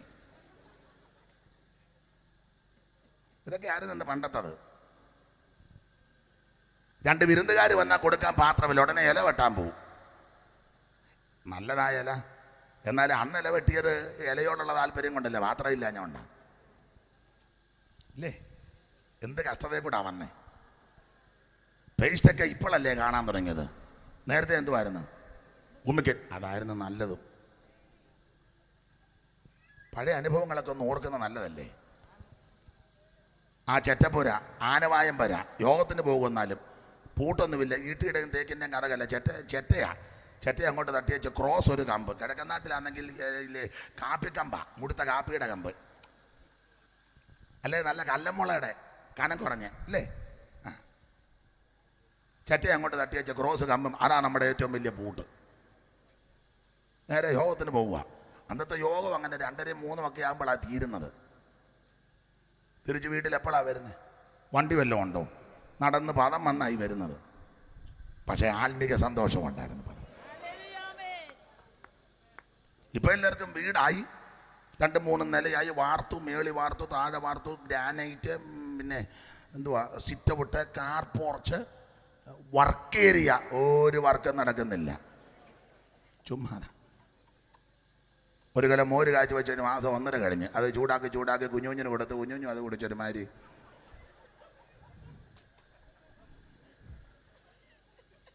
ആ നോട്ടം ഇരിപ്പം കാണുമ്പോൾ അറിയാം പരിവ, എന്നാലും വന്നിരിക്കുന്നല്ലോ വലിയ കാര്യം. അപ്പം പഴയ സ്ഥിതിയാണ്. അതൊക്കെ ഒന്ന് ഓർക്കുന്നത് നല്ലതല്ലേ. ഞാൻ എല്ലായിടത്തും പ്രസംഗിക്കുമ്പോൾ പറയും, ചേട്ടാനിയന്മാർ 5-6 പേരുള്ളിടത്ത് ചിലപ്പം ഷർട്ട് ചിലപ്പോൾ ഇടാൻ തികയത്തില്ല, കാണുകയില്ല. ചേട്ടൻ തേച്ചിട്ട ഷർട്ട് ചേട്ടൻ കുളിക്കാൻ പോയപ്പോൾ അനിയൻ എടുത്തിട്ടുകൊണ്ട് പോയി. അവൻ കുളി കഴിഞ്ഞ് വന്നപ്പം ഷർട്ട് ഹാങ്കറിലിട്ടിരിക്കുക, ഷർട്ട് കാണുന്നില്ല. അമ്മ എൻ്റെ ഷർട്ട് എന്തിയെ? ആ എടുക്കപ്പെട്ടായിരിക്കും. എടുക്കപ്പെട്ടതിൽ അനിയൻ ഇട്ടുകൊണ്ട് പോയി. ഉടക്കുണ്ടാക്കാൻ ചെല്ലും. പിന്നെ അമ്മമാരിടയ്ക്ക് കയറും, നീ അങ്ങ് സമാധാനപ്പെട്ട് നീ മറ്റേതിട്ടുണ്ടെങ്കിൽ അത് പഴയ ഷർട്ട് ഇട്ടുകൊണ്ട് പോകും. അവൻ നിൻ്റെ അനിയനല്ലേ ഇല്ലേ? അങ്ങനെയൊക്കെ അനുഭവിച്ചവരുണ്ട്. ചിലപ്പോൾ ഇതിനകത്തൊക്കെ കാണും. ഉണ്ട്. ഒരാൾ കൈപൊക്കി. യോ മിടുക്കന്മാരും പൊക്കുകയല്ലേ, പഴയ ചരിത്രം പറഞ്ഞാൽ നാണക്കേടല്ലേ. നിൻ്റെ എല്ലാം ചരിത്രം ഞാൻ യോജിച്ചൊക്കെ ഇരുന്നില്ലേ ഞാൻ പൊളിക്കും. യാതൊരു ഗതി ഉണ്ടായിരുന്നതല്ല അല്ലേ. എന്നോട് ചിലർ സാക്ഷ്യം പറഞ്ഞ് ഞാൻ കേട്ടിട്ടുണ്ട്, പാസ്റ്റേ ഞാൻ നന്നായിട്ട് പഠിക്കുമായിരുന്നു, പഠിക്കാൻ മിടുക്കനായിരുന്നു, പക്ഷേ പഠിക്കാൻ ഒത്തില്ല. ഞാൻ ചോദിച്ചാൽ അനിയന്മാരെ പഠിപ്പിക്കണ്ടേ, അപ്പം കഷ്ടപ്പെടുക. അപ്പം ഞാനങ്ങ് പഠിച്ചാൽ അത് പഠിക്കാൻ ഒക്കത്തില്ല അനിയന്മാർക്ക്. കൊണ്ട് ഞാൻ പഠിത്ത ഇടയ്ക്ക് അങ്ങ് നിർത്തിയ ചപ്പൻ്റെ കൂടെ കിളയ്ക്കാനും മറ്റ് ജോലിക്കൊക്കെ ഞാൻ പോയി. എൻ്റെ അനിയന്മാരെ പഠിപ്പിച്ചു. അങ്ങനെ അനുഭവിച്ചവരും ചിലപ്പോൾ ഇതിനകത്ത് കാണും. അതിനകത്ത് കാണും. ഞാൻ അമേരിക്ക ചെന്നപ്പോൾ ഒരു സഹോദരി പറഞ്ഞു, ഞങ്ങൾ പരിചയപ്പെട്ടു. അപ്പോൾ നല്ല പ്രായമായി, കൈയൊക്കെ തന്ന് വന്ന് അപ്പോൾ വളരെ ലോഹ്യമായി പറഞ്ഞു. ഞാൻ ചോദിച്ചു, കൊച്ചമ്മ മക്കൾ എത്ര പേരാ? അയ്യോ ഞാൻ കല്യാണം കഴിച്ചതല്ല. ഞാൻ ചോദിച്ചു, എന്താ? ഒത്തിരി അടുത്ത ഇടപെട്ട അപ്പം പ്രായം 10-80 വയസ്സ് കാണുമായിരിക്കും. എന്താ?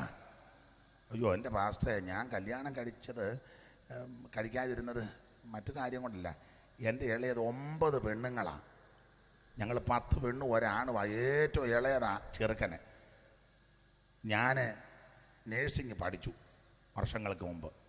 എൻ്റെ ഒരു കൂട്ടുകാരി മുഖാന്തരം ബോംബെ വെച്ച് ഞാൻ അമേരിക്കയിൽ വന്നു എൻ്റെ 22ാമത്തെ വയസ്സിൽ.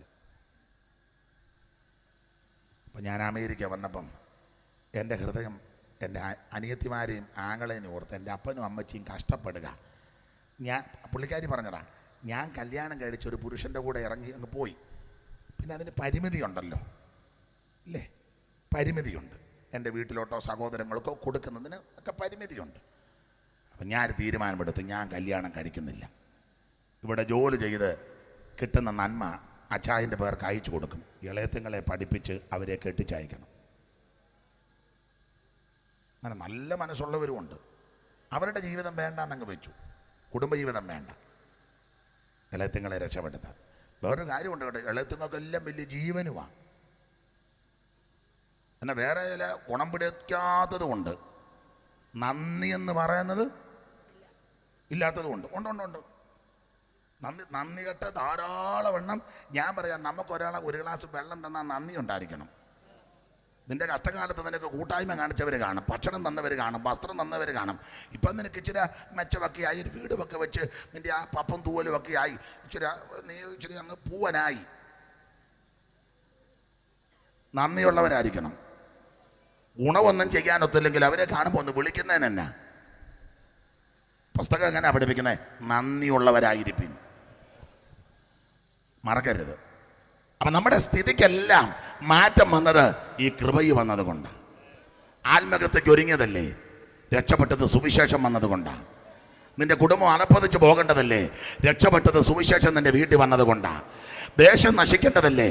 ദേശത്തിൻ്റെ മുഖച്ഛായ മാറിയത് സുവിശേഷം വന്നത് കൊണ്ടാണ്. നിന്റെ സന്തതി അസ്തമിച്ച് പോകേണ്ടതല്ലേ? രക്ഷപ്പെട്ടത് സുവിശേഷം വന്നതുകൊണ്ടാണ്. അതുകൊണ്ട് ഇന്ന് രാത്രി രക്ഷപ്പെടാൻ, രക്ഷിക്കപ്പെടാൻ, വിടുതൽ പ്രാപിക്കുവാൻ, അനുഗ്രഹം പ്രാപിക്കാൻ ഒരേ ഒരു വഴി, ഒരേ ഒരു മാർഗം, ഒരേ ഒരു നാമം, നസ്രായന്റെ പരിശുദ്ധ നാമമാണ്. ഇന്ന് രാത്രി സമർപ്പിക്കുന്ന നിനക്ക് നിന്റെ കുടുംബത്തിന് രക്ഷയാണ്. നമ്മുടെ സ്ഥിതിക്ക് മാറ്റം വന്നത് സുവിശേഷം എത്തിയത് കൊണ്ടാണ്. അതുകൊണ്ട് ആ ഭാഗം ഇനി അധികം വിവരിക്കുന്നില്ല. കർത്തൃദിവസത്തിൽ ആത്മവിവേശനായി ദർശനം കണ്ടു, ക്രിസ്തുവിനെ ദർശിച്ചു. 7 സഭയ്ക്ക് ദൂതെഴുതാൻ പറഞ്ഞു. അതാണ് അങ്ങ് പ്രത്യേക വർണ്ണന. 2-3 അധ്യായം 7 സഭയ്ക്കുള്ള ദൂത. 2-3 അധ്യായം 7 സഭയ്ക്കുള്ള ദൂത്. എഫെസോസ് മുതൽ ലവോദിക്കയ വരെയുള്ള 7 സഭയ്ക്കുള്ള ദൂതാണ് 2-3 അധ്യായത്തിൽ നമുക്കറിയാം. അതിൽ 2-ാം അധ്യായത്തിൻ്റെ 17-ാമത്തെ വാക്യമാണ് ഇന്ന് രാത്രി ചിന്തയ്ക്കും എടുത്തത്. അത് പെർഗമോസ് സഭയോടുള്ള ദൂത. ഒരിക്കൽ കൂടി ആ 17-ാം വാക്യം വായിക്കാം. സഭകളോട് പറയുന്നത് എന്തെന്ന് ചെവിയുള്ളവൻ കേൾക്കട്ടെ. ജയിക്കുന്നവന് ഞാൻ മറിഞ്ഞിരിക്കുന്ന മന്ന കൊടുക്കും. ഈ സഭയോട് കർത്താവ് ദൂത് പറയുമ്പോൾ, കർത്താവ് പ്രവചനം അറിയിക്കുമ്പോൾ അല്ലെങ്കിൽ ദൂത് പറയുമ്പോൾ അതിന് ചില പൊതുവായ തത്വമുണ്ട്. ദൂത് അറിയിക്കുമ്പോൾ തത്വം 6-7 കൂട്ടം തത്വമാണ്. ഒന്ന്, ഏത് സഭയോടാണെങ്കിലും കർത്താവ് ദൂത് പറയുമ്പോൾ തന്നെ ഒന്ന് പരിചയപ്പെടുത്തും. 1 പരിചയപ്പെടുത്തും. 2 അഭിനന്ദിക്കാൻ വല്ലതും ഉണ്ടെങ്കിൽ ആ സഭയെ കർത്താവ് അഭിനന്ദിക്കും. 3 ആക്ഷേപിക്കാൻ വല്ലതുമുണ്ടെങ്കിൽ സൂക്ഷം കർത്താവ് ആക്ഷേപിക്കും. 4 സഭയെ നല്ലതുപോലെ യേശു വിവേചിക്കും. 5 സഭയോട് നല്ല പ്രബോധനം കർത്താവ് കൊടുക്കും. 6 സഭയ്ക്ക് മുന്നറിയിപ്പ് കൊടുക്കും. 7 പ്രതിഫലം വല്ലതും ഉണ്ടെങ്കിൽ അതും സഭയോട് അറിയിക്കും. ഇതെല്ലാം ഓരോ സഭയോട് ദൂത് പറയുമ്പോഴും അറിയിക്കുന്നുണ്ട്. 1 കർത്താവ് സഭയ്ക്ക് തന്നെ ഒന്ന് പരിചയപ്പെടുത്തും. അത് പരിചയപ്പെടുത്തുന്ന നല്ലതാണ്. എന്നെ ഇപ്പോൾ ബഹുമാന്യ കർത്തദാസൻ ഒന്ന് പരിചയപ്പെടുത്തി, അത്ര മതി. അത് തന്നെ ഇച്ചിരി കൂടുതലായെന്നാണ് എനിക്ക് തോന്നുന്നത്. കുഴപ്പമല്ല, നിങ്ങൾ മാനിച്ച് ചെയ്തതാ. എന്നാലും അത്ര ഒന്നും കേരളത്തിന് വെളിയിലും ഇന്ത്യക്ക് വെളിയിലും ഈ ചിലരതൊക്കെ അവർ നല്ല രീതിയിലാണ്. നിങ്ങൾ പറയാം അയാൾക്ക് ഗുണം ചെയ്താലും അയാളുടനെ അത് കുറ്റമാക്കി എന്ന് പറയും. എന്നാലും ഞാനങ്ങ് പറയാം, ഞങ്ങളെപ്പോലുള്ളവരൊക്കെ വരുമ്പം അത് വണ്ടി അവിടെ നിർത്തി ഇറങ്ങി ഇഞ്ഞ് വന്നോളും. ചിലർ ഇവിടെ കുഴപ്പമില്ല. ചിലർ ചെന്നാൽ വണ്ടി ഇങ്ങോട്ടുമ്പോൾ വണ്ടി ഇങ്ങോട്ട് മാറ്റി നേരത്തെ വന്ന് യോഗത്തിന് മര്യാദയ്ക്ക് നിൽക്കുന്നവനെല്ലാം പൂക്കും. വണ്ടി അത് പാടില്ല. ദൈവകുഞ്ഞുങ്ങൾ നേരത്തെ വന്നിരിക്കുന്നതാണ്, അവരവിടെ ഇരിക്കട്ടെ. ഞാനിതിനാ താമസിച്ച് വന്നത്. അവിടെ നേരത്തെ വന്നാൽ നിങ്ങളെ പൊക്കാനോ? താമസിച്ച് വന്നെങ്കിൽ വണ്ടി ദൂരെ അങ്ങനെ നിർത്തിച്ച് മര്യാദയ്ക്ക് നടന്നു വന്നോണം. ഞാൻ എൻ്റെ കാര്യമാണ് പറയാൻ. നേരത്തെ വന്നിരിക്കുന്ന ദൈവകുഞ്ഞുങ്ങളെ ദോഷമൊന്നും ഒപ്പിക്കരുത്. ചിലക്ക് പിന്നെ സ്റ്റേജിനോട് ചേർത്ത് വയ്യാത്തവരുണ്ടെങ്കിൽ അത് ഓക്കെ, സ്റ്റേജിനോട് മുട്ടിച്ചിടണം. മുട്ടിച്ച് ഡോർ തുറക്കാനൊരാൾ, പിന്നെ പിടിച്ചിരുത്താനൊരാൾ. എന്തുവാ ഇത്? വയ്യാത്തവരും രോഗികളും കാണും, അവരെ അത് ചെയ്യണം. മകത്തവക്ക് ദൈവത്തിന് കൊടുക്കും. ഇവിടെ കർത്താവിന് ശ്രേഷ്ഠത. വേറെ ആർക്കും ഒരു പരിവേഷവും കൊടുക്കണ്ട, ഒരുത്തർക്കും ഒരു പരിവേഷം കൊടുക്കണ്ട. മഹത്വവാനും ശ്രേഷ്ഠനും യോഗ്യനും ഉന്നതനും യേശുവാ. അവൻ മാത്രമാണ് എല്ലാത്തിനും യോഗ്യൻ. സ്തോത്രം. ഇത് ചിലയിടത്ത് പ്രസിഡന്റിന്റെ പേര് പറഞ്ഞില്ലേ പ്രശ്നം, സെക്രട്ടറിയുടെ പേര് പറഞ്ഞില്ലേ പ്രശ്നം. ആദ്യം ഒന്ന് പറഞ്ഞാൽ പോരെ, പിന്നെ വരുന്നവരെല്ലാം കൂടെ പൊതുവിലത്തെ കാര്യമായി പറയുന്നത്. ചിലതൊക്കെ ചെന്നേ ഇത് തന്നെ പറഞ്ഞ സമയം പോവുക. മഹത്വമെല്ലാം ദൈവത്തിന് കൊടുക്കുക. പിന്നെ ഒറ്റ വാക്കിലൊന്ന് പരിചയപ്പെടുത്തുന്നത് നല്ലതാ. യേശു അങ്ങനെ ചെയ്തല്ലോ. സഭയ്ക്ക് കർത്താവ് തന്നെ ഒന്ന് പരിചയപ്പെടുത്തണം. എന്നെ ഇപ്പോൾ ഒരു വാക്കിൽ ഈ മാന്യ കർത്തദാസൻ പരിചയപ്പെടുത്തി, അത് മതി. അതെന്തിനാന്ന് ചോദിച്ചാൽ അറിയാത്ത ആരെങ്കിലും ഉണ്ടെങ്കിൽ ഇന്നയാളാ മതി. കാരണം ചിലരുടെ യോഗത്തിന് ചെന്നാൽ ആരാ പ്രസംഗിച്ച് എവിടുന്ന വന്ന് നമുക്ക് പിടികിട്ടുകയില്ല. എല്ലാം ഒരുപോലെ ആയിരിക്കുന്നത്. പിന്നെ അകത്തെ സർക്കിളിലുള്ളവർക്കറിയാം ഇന്നയാളാണ്, പുറത്തിരുന്നവർക്ക് ആർക്കും ഒന്നും പിടികിട്ടുകയില്ല. അപ്പോൾ അതുകൊണ്ട് ഒരു വാക്കിലൊന്ന് പരിചയപ്പെടുത്തുന്നത് നല്ലതാണ് എൻ്റെ ഒരു അഭിപ്രായം. കർത്താവ് അങ്ങനെ പരിചയപ്പെടുത്തിയല്ലോ. അപ്പോൾ ഈ സഭയ്ക്ക് കർത്താവ് തന്നെ ഒന്ന് പരിചയപ്പെടുത്തും. നമ്മൾ ആ പെർഗമോസ് സഭയ്ക്കുള്ള ദൂതാന്നല്ലോ വായിച്ചത്. ആ പരിചയപ്പെടുത്തൽ വായിച്ചതിന്റെ 12-ാം വാക്യം ഒന്ന് വായിക്കാൻ. പരിചയപ്പെടുത്തി. സഭയുടെ ദൂതനെ എഴുതുക, മൂർച്ചയേറിയ ഇരുവായ്ത്തല വാളുള്ള ഉള്ളവൻ അരുളി ചെയ്യുന്നത്.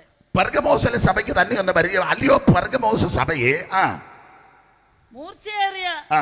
ഇരുവായ്ത്തല വാളുള്ളവൻ അരുളി ചെയ്യുന്നത്. മൂർച്ചയേറിയ ഇരുവായ്ത്തലയുള്ള വാളുള്ളവൻ അരുളി ചെയ്യുന്നത്. ആ. നീ എവിടെ പാർക്കുന്നു എന്നും ആ. അത് സാത്താന്റെ സിംഹാസനം. അപ്പോൾ ശ്രദ്ധിക്കുക, മൂർച്ചയേറിയ ഇരുവായ്ത്തലയുള്ള വാൾ ഉള്ളവൻ അരുളി ചെയ്യുക എന്ന് പറഞ്ഞാൽ ദൈവത്തിന്റെ വചനത്തെ കാണിക്കുക. ദൈവത്തിന് സ്തോത്രം. സഭയ്ക്ക് കർത്താവ് തന്നെ ഒന്ന് പരിചയപ്പെടുത്തുക. മാർന്നിടും പെർഗമോ സഭേ മാർന്നിടും പെർഗമോ സഭേ നീ ശ്രവിക്കുന്നോടെ വചനം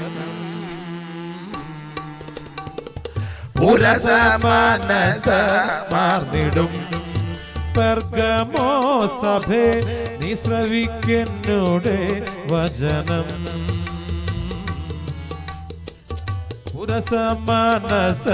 മാർന്നിടും പെർഗമോ സഭേ നീ ശ്രവിക്കുന്നോടെ വചനം. അപ്പൊ ശ്രദ്ധിക്കുക, സഭയ്ക്ക് തന്നെ ഒന്ന് പരിചയപ്പെടുത്തുക. അല്ലയോ ദൈവസഭയെ, നിങ്ങളോട് ദൂരെ പറയുന്ന ഞാൻ ഇരുവായ്ത്തലയുള്ള വാൾ ഉള്ളവൻ അരുളി ചെയ്യുകയാണ് എന്ന് പറഞ്ഞാൽ വചനമാകുന്നവനാ നിങ്ങളോട് ഇടപെടുന്നത്. ഈ വചനത്തിന്റെ പ്രത്യേകത അതിവേഗത്തിലോടുന്ന വചനമാണ്. ഈ വചനം നിന്നെ സൗഖ്യമാക്കുന്ന വചനമാ. ഈ വചനം നിനക്ക് ചൈതന്യം തരുന്ന വചനമാ. ഈ വചനം നിനക്ക് പാപബോധം വരുത്തുന്ന വചനമാ. ഈ വചനം അതിവേഗത്തിൽ ഓടുന്ന വചനമാ. ഈ വചനം പൊന്നിലും തങ്കത്തിലും ആഗ്രഹിക്കത്തക്ക വചനമാ. ഈ വചനം തേനിലും തേൻകത്തകിലും മധുരമുള്ള വചനമാ.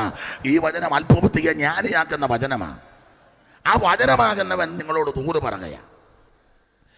ഏത് സഭയോടും കർത്താവ് ദൂരെ പറയുമ്പോൾ ഒന്ന് തന്നെ ഒന്ന് പരിചയപ്പെടുത്തും. രണ്ട്, സഭയെ കർത്താവ് ഒന്ന് അഭിനന്ദിക്കും. എല്ലാ ഭാഗവും എടുക്കുന്നത് അഭിനന്ദിക്കുന്ന ഭാഗമാണ്. അടുത്ത വാക്യം ഒന്ന് വായിച്ചേ. സഭയെ അഭിനന്ദിക്കുന്നത്. നീ എവിടെ പാർക്കുന്നു എന്നും അത് സാത്താന്റെ സിംഹാസനം ഉള്ളടവെന്ന് ഞാൻ അറിയുന്നു. നീ എന്റെ നാമം മുറുകെ പിടിച്ചിരിക്കുന്നു. നീ എന്റെ നാമം മുറുകെ പിടിച്ചിരിക്കുന്നു. നിങ്ങളുടെ ഇടയിൽ സാത്താൻ പാർക്കുന്നിടത്ത് തന്നെ എന്റെ സാക്ഷിയും വിശ്വസ്തനുമായ അന്തിപ്പാസിനെ കൊന്ന കാലത്ത് പോലും നീ എങ്കിലുള്ള വിശ്വാസം നിഷേധിച്ചിട്ടില്ല. രണ്ട് കാര്യമാണ് അവരെ അഭിനന്ദിക്കുന്നത്. ഒന്ന്, എന്റെ നാമം നീ മുറുകെ പിടിച്ചു. സ്തോത്രം. രണ്ട്, എങ്കിലുള്ള വിശ്വാസം നിഷേധിച്ചില്ല, കാത്തു. ദൈവകുഞ്ഞുങ്ങൾ രണ്ട് കാര്യം മുറുകെ പിടിച്ചോണം. ദൈവത്തിന് സ്തോത്രം. ഒന്ന്, നമ്മുടെ വിശ്വാസം കാത്തോണം. നമ്മുടെ വിശ്വാസത്തിന്റെ വിശേഷത എല്ലാവരുടെയും വിശ്വാസം പോലല്ല നമ്മുടെ വിശ്വാസം. ഈ നമ്മുടെ ഞാനീ പറഞ്ഞ പെന്തിക്കോസുകാരുടെ കാര്യമാണ്. ഇനി പെന്തിക്കോസ് തന്നെ പലതുണ്ട്. രക്ഷിക്കപ്പെട്ട് സ്നാനപ്പെട്ട് വെള്ളത്തിൽ മുങ്ങി അഭിഷേകം പ്രാപിച്ച് തിരുമേശയെടുത്ത് കൂട്ടായ്മ ആചരിച്ച് പ്രാർത്ഥന കഴിച്ച് കർക്കശമായി വേർപാട് പാലിക്കുന്ന പെന്തിക്കോസുകാരുടെ കാര്യമാണ് ഈ നമ്മുടെ ഞാനീ പറയുന്നത്. ആ, എല്ലാവരുടെയും കാര്യമല്ല. സ്തോത്രം. തിരുമേശ എടുക്കുന്നവരുടെ കാര്യമാണ്. അല്ല, തിരുമേശ കൊണ്ടുവരുമ്പോൾ ട്രാഫിക് പോലീസ് ഇരിക്കും പോലെ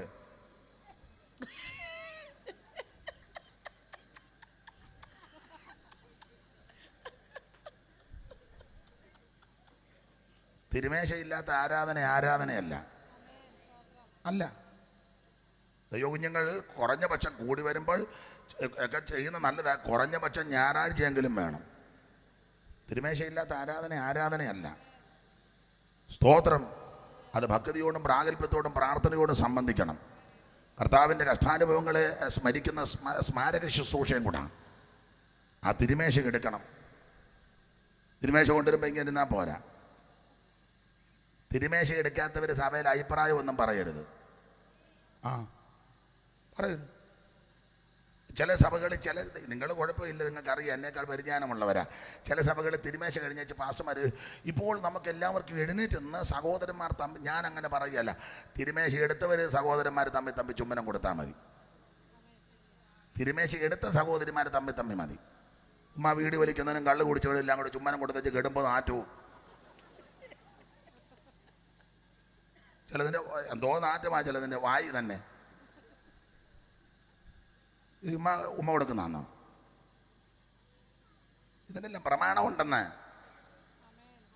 അവൻ വലിച്ചു കുത്തിക്കെടുത്തിയ യോഗത്തിന് വന്ന അവനൊരു ഉമ്മ. അത് നിനക്ക് എൻ്റെ വെമ്പള തരും. ആ, ഇത് വിശുദ്ധന്മാരുടെ കൂട്ടായ്മയാണ്. ആരാധനയ്ക്ക് വന്നോ കൂട്ടായ്മയ്ക്കിരുന്നോ അവൻ പ്രമാണമുണ്ട് ഇതിന്. ഞാനിത്ര തീർത്ത് പറയാൻ കാര്യം ഒത്തിരി സംഭവങ്ങളെ കാണുകയും അറിയുകയും ചെയ്യുന്നതുകൊണ്ടാണ് ഇത് പറയുന്നത്. ലോകത്തിന് എല്ലാവരും ഒന്നും വിളിച്ചില്ലെങ്കിലും കുഴപ്പമൊന്നുമില്ല, അങ്ങനെയുള്ള പേടിയില്ല. സ്തോത്രം. ഇത് കർക്കശമായിട്ട് ഉപദേശിക്കണം. നമ്മുടെ വിശ്വാസം എല്ലാവരുടെയും വിശ്വാസം പോലെ അല്ല. എന്താ നമ്മുടെ വിശ്വാസത്തിന്റെ വിശേഷത? യൂദായുടെ ലേഖനം പഠിപ്പിക്കുന്നത് അതിവിശുദ്ധ വിശ്വാസമാണ്. 20-ാം വാക്യം വായിച്ചേ കൊച്ചമ്മേ. 20-ാം വാക്യം, യൂദായുടെ ലേഖനം 20-ാം വാക്യം വായിരേ. നിങ്ങളോ പ്രിയമുള്ളവരെ നിങ്ങളുടെ അതിവിശുദ്ധ വിശ്വാസം ആധാരമാക്കണം. നമ്മുടെ വിശ്വാസത്തിന്റെ വിശേഷത അതിവിശുദ്ധ വിശ്വാസം. എന്താ ഈ അതിവിശുദ്ധ വിശ്വാസം എന്ന് പറയാൻ കാര്യം? നമ്മുടെ വിശുദ്ധി കൊണ്ടല്ല, ഇത് വിശുദ്ധനായ കർത്താവിൽ നിന്ന് കിട്ടിയത് കൊണ്ടാണ്. അവൻ മാത്രമാ വിശുദ്ധൻ, അവൻ മാത്രമാ നീതിമാൻ, അവിടുന്ന് മാത്രമാ നിർമ്മലൻ, അവിടുന്ന് മാത്രമാ പരിശുദ്ധൻ. ആ പരിശുദ്ധനായ വിശുദ്ധനായ ക്രിസ്തുയേശുവിൽ നിന്ന് ലഭിച്ച വിശ്വാസമാകയാൽ ഇത് അതിവിശുദ്ധ വിശ്വാസം. ഈ വിശ്വാസം കാത്ത് അതിനു വേണ്ടി പോരാടിക്കോണം. വിശ്വാസത്തിന് വേണ്ടി നിൽക്കുമ്പോൾ ആക്ഷേപം വരും, നിന്ന വരും, അപമാനം വരും, സഹിക്കണം. അങ്ങനെ സഹിച്ചല്ലയോ പഴയ അമ്മമാരൊക്കെ നിന്നത്? കെട്ടുതാലി പൊട്ടിച്ചെന്ന് പറഞ്ഞ് ഇടി കിട്ടിയില്ലയോ ഇഷ്ടം പോലെ? എന്തിനാടി താലി ഊരിയത്? ഞങ്ങളുടെ ഒരു കുഞ്ഞമ്മ കൊച്ചമ്മ ഉണ്ടായിരുന്നു, മിന്നു പൊട്ടിച്ചു. സ്നാനപ്പെടാൻ നേരത്ത് വേണ്ടാന്ന് പറഞ്ഞു, മുങ്ങി തിരിച്ച് വീട്ടിൽ വന്നു. എന്തോ ഇടിയായിരുന്നു. ഇടിച്ചേച്ച് അവറാച്ചൻ പറഞ്ഞു ഇടണീന്ന് പറഞ്ഞു. കുഞ്ഞാച്ചൻ പറഞ്ഞു ഞാൻ ഛർദ്ദിച്ച് ഭക്ഷിക്കുന്ന പ്രസ്ഥാനമില്ലെന്ന് പറഞ്ഞു. അവറാച്ചൻ ഇടിച്ച് കുഴഞ്ഞതല്ലാതെ കുഞ്ഞമ്മയ്ക്കൊരു കുഴപ്പം വന്നില്ല. ഒടുവിൽ സംഭവിച്ചതോടെ പറയാ, ഇടിച്ച് അവറായി ഇതിനകത്ത് വന്നു. അതായി മാർഗത്തിന്റെ ശ്രേഷ്ഠത. പുസ്തകം അങ്ങനെ പഠിപ്പിക്കുന്നത്. നീ അവരുടെ പക്ഷം ചേരുകയല്ല, അവർ നിന്റെ പക്ഷം ചേരും. ഞങ്ങൾക്ക് കാവാലത്ത് ഒരു അമ്മണി കൊച്ചമ്മ ഉണ്ടായിരുന്നു. എന്നോട് പറഞ്ഞതാ, കൊച്ചമ്മ കത്തോലിക്ക സമുദായത്തിൽ നിന്ന് വന്നതാണ്. വാവച്ചാനിൽ ഇപ്പം കൃഷിയൊക്കെ ഉണ്ടായിരുന്നു. കൃഷിക്കാരന് കൃഷി നോക്കാനൊക്കെ പോകും മുതലാളികൾ. കൊച്ചമ്മ ഞങ്ങൾ സ്നാനപ്പെട്ടപ്പം വാവച്ചാനെ ആരും അറിയിച്ചു, അമ്മണി സ്നാനപ്പെട്ടെന്ന്. അയ്യോ, അപ്പോൾ പുള്ളിക്കാരൻ പറഞ്ഞ് അവൾ അങ്ങനെ മുങ്ങത്തില്ലെന്ന് പറഞ്ഞു. ഇല്ല വാവച്ച മുങ്ങി, പെന്തിക്കോസുകാർ മുക്കി. വാവച്ചാൻ പറഞ്ഞ് അങ്ങനെ മുങ്ങത്തില്ല അവൾ. അയ്യോ എൻ്റെ വാവച്ച മുങ്ങിയെന്ന്. അപ്പോൾ പുള്ളി അന്നത്തെ കാലത്ത് പറഞ്ഞു അവൾ മുങ്ങത്തില്ല. അപ്പം ഇണക്കുകാരാ പന്തായം. എന്താ പന്തായം? 100 രൂപ. അന്നത്തെ കാലത്ത് 10-30 കൊല്ലം മുമ്പാ. അന്ന് 100 രൂപയ്ക്ക് വിലയില്ലേ? പിന്നെ പന്തായം മുറുക്കി. വൈകിട്ട് വീട്ടിൽ വന്നു. കൊച്ചമ്മ സ്നാനപ്പെട്ട് വെച്ചിരിക്കുക. ബോട്ട് കെട്ടി വന്നപ്പോളെ അറിഞ്ഞു മുങ്ങിയെന്ന്. ആ പുള്ളി ഇങ്ങോട്ട് വന്നേച്ച് ചെറിയ തോടുമൊക്കെ ഉണ്ട്. പുള്ളി ഇങ്ങോട്ട് വന്നേച്ച് അമ്മണി എന്നൊരു വിളി വിളിച്ചു. അവിടെ നിന്ന് വന്നപ്പം അമ്മണി എന്ന് വിളിച്ചപ്പം അമ്മണി വരുന്നതിന് മുന്നേ അയലത്തുകാരെല്ലാം വന്നു. അങ്ങനെ ആന്നല്ലേ ഇണക്ക്. അമ്മണി വരയ്ക്കാത്തുനിന്ന് വരുന്നതിന് മുന്നേ അയലത്തുള്ളവരല്ല. കൊച്ചമ്മ വന്ന് ഇങ്ങോട്ട് ഇറങ്ങി വരാൻ പറഞ്ഞു. ഇറങ്ങി അങ്ങോട്ട് ചെന്നു. നീ സ്നാനപ്പെട്ടോ എന്ന് ചോദിച്ചു. സ്നാനം കഴിഞ്ഞതേ ഉള്ളൂ. എങ്ങനെയാ കള്ളം പറയുന്നത്? കള്ളം പറഞ്ഞാൽ ഒക്കത്തില്ല, സത്യം പറഞ്ഞാൽ പ്രശ്നവുമാണ്. എന്നോട് കൊച്ചമ്മ പറഞ്ഞതാ. സ്നാനപ്പെട്ടോടി എന്ന് ചോദിച്ചു. കൊച്ചമ്മ പറഞ്ഞു ഞാൻ സ്നാനപ്പെട്ടു. ഒറ്റയടി കൊടുത്തു. അടിച്ചു വീണപ്പോൾ അഭിഷേകം പ്രാപിച്ചു. 7 ദിവസം കാത്തിരുന്നത് അഭിഷേകത്തിന്. വാവച്ചാൻ്റെ ഒറ്റയടിക്ക് ഞാൻ പിന്നീട് ഓർത്തായിരുന്നു, ഈ വാവച്ചാനെ യോഗത്തിനൊന്ന് കൊണ്ടുപോകുന്നത് നല്ലതായിരുന്നു. ചുമ്മാ ഇരിക്കുന്നവനെ എല്ലാം കയറി ഓരോ മെതിമതിച്ചു പോയ ഒന്നുമില്ലേ അവന് അഭിഷേകം. ചുമ്മാ വന്ന് കരിക്കല്ലിരിക്കുമ്പോൾ ഇരിക്കുകയല്ലേ. ഒറ്റയടിക്ക്. അപ്പം കൊച്ചമ്മ എന്നോട് പറഞ്ഞത് അടിച്ചഭിഷേകം പ്രാപിച്ചെന്നല്ല, പ്രതികൂലമല്ലേ, അകത്തിങ്ങനെ ആത്മാവ് ഞരങ്ങിക്കൊണ്ടിരിക്കുക. ദൈവമേ എൻ്റെ വിശ്വാസം നഷ്ടപ്പെട്ടു പോകരുത്, എന്നെ ഉപേക്ഷിക്കരുത്, എനിക്ക് ധൈര്യം തരണം, കൃപ തരണം, ശക്തി തരണമേ. കൊച്ചമ്മ അകത്ത് പ്രാർത്ഥിക്കുക. ഒറ്റയടി അടിച്ചപ്പോൾ താഴെ വീണ അന്നേരം ആത്മാവി നിറഞ്ഞു. പിടിച്ച് വീണ്ടും എഴുന്നേപ്പിച്ചു. ഇനി മുങ്ങുമോന്ന് ചോദിച്ചു. ആവശ്യാനടുത്ത് ചെല്ലുമ്പോൾ അങ്ങ് പെണ്ണുങ്ങളെ അറിയത്തില്ലല്ലോ ഇതെന്നാന്ന്. ഇങ്ങനെ ഓങ്ങി ആംഗ്യം കാണിച്ചിങ്ങനെ നിൽക്കുന്ന അല്ലാതെ പ്രമാണം എന്നാന്നൊന്നും അറിയത്തില്ല. അപ്പൊ പുള്ളി ഓർത്ത് ചെല്ലുമ്പോൾ അങ്ങ് ഇനി മുങ്ങോടി എന്ന് ചോദിച്ചു. ഒച്ച പറഞ്ഞു ഇനി മുങ്ങത്തില്ല, അകത്ത് കയറി പോകാൻ പറഞ്ഞു. ഇത് അതിവിശുദ്ധ വിശ്വാസമാണ്. യോ, ആ കൊച്ചമ്മ ഒത്തിരി കഷ്ടം സഹിച്ചതാ. ഞങ്ങളുടെ പൊന്നമ്മാമയും അമ്മണി കൊച്ചമ്മയൊക്കെ ഞങ്ങൾ പൊന്നമ്മാമനെ ആണെങ്കിൽ അച്ചായൻ യോഗസ്ഥലം മുതൽ ചെരുപ്പൂരി തല്ലി, അവിടെ മുതലടിച്ചു. ഇപ്പം താണ്ട തളർന്ന് കിടക്കുക, പുള്ളി തന്നെ കോരുകയും പൊക്കുകയും താക്കുകയൊക്കെ ചെയ്യുന്നത്. അങ്ങനെ തന്നെ ഇരിക്കും. അല്ലിയപ്പോൾ ഓർക്കണമായിരുന്നു. അടിച്ചിവിടെ എല്ലാം അമ്മണി കൊച്ചമ്മ അതുപോലായിരുന്നു. ഇപ്പം നിങ്ങളിപ്പോൾ പറയും പാസ്റ്റർ ഇതൊക്കെ ചെറിയ സാക്ഷ്യമാണ് ഞങ്ങൾ അനുഭവിച്ചാൽ. ഇപ്പം മൈക്ക് എൻ്റെ കയ്യിലല്ലേ, ഇത് കേട്ടാൽ മതി. ഈ വിശ്വാസം അതിവിശുദ്ധ വിശ്വാസമാണ്. ഒരിക്കൽ കൊച്ചമ്മ ഇപ്പോഴും ഓർക്കുന്നത് മുളക് അരച്ചുകൊണ്ടിരിക്കുക കല്ലേലെ. ഈ അച്ചായം വന്നാൽ മുളക് വാരി കണ്ണിലോട്ട് അങ്ങ് തേച്ചു. പക്ഷെ അവിടെ എല്ലാം കൊച്ചമ്മ സ്തോത്രം പറഞ്ഞ് ബലപ്പെടും. സംഭവിച്ചതൊക്കെ ആ അച്ചായന് ഒടുവിൽ കൃപയെ വന്നു. അതാ പെന്തിക്കോസിന്റെ ശ്രേഷ്ഠത. നീ അവരുടെ പക്ഷം ചേരുകല്ല, അവര് നിന്റെ പക്ഷം ചേരും. ഞങ്ങളുടെ നാട്ടിലെ വേറൊരു കുടുംബമുണ്ട്, കൈതത്തറ മാച്ചനച്ചായൻ. ഞാൻ സാക്ഷ്യമെല്ലാം പറയാൻ നേരമില്ല. കഴിഞ്ഞ ദിവസം ഇവിടെ പ്രസംഗിച്ചപ്പോൾ പറഞ്ഞു, അച്ചായൻ മരിക്കാൻ കിടക്കുക, മെഡിക്കൽ കോളേജിൽ നിന്നും തള്ളി മരിക്കാൻ കിടക്കുക. ഒരു ചെറിയ അനക്കം മാത്രമേ ഉള്ളൂ. കൊച്ചമ്മയും പിള്ളേരും എല്ലാം കൊച്ചു പൊടിപ്പിള്ളാരാ, കാത്തിരിക്കുക മരിക്കുന്ന കാണാൻ. അപ്പം ഞങ്ങളുടെ ഒരു അമ്മച്ചിയുണ്ട്, അമ്മച്ചി എന്ന് പ്രാർത്ഥിച്ചു. ചില ദിവസങ്ങൾ കയറിയിറങ്ങി അമ്മ പ്രാർത്ഥിച്ചു, മടുത്തു പോകാതെ.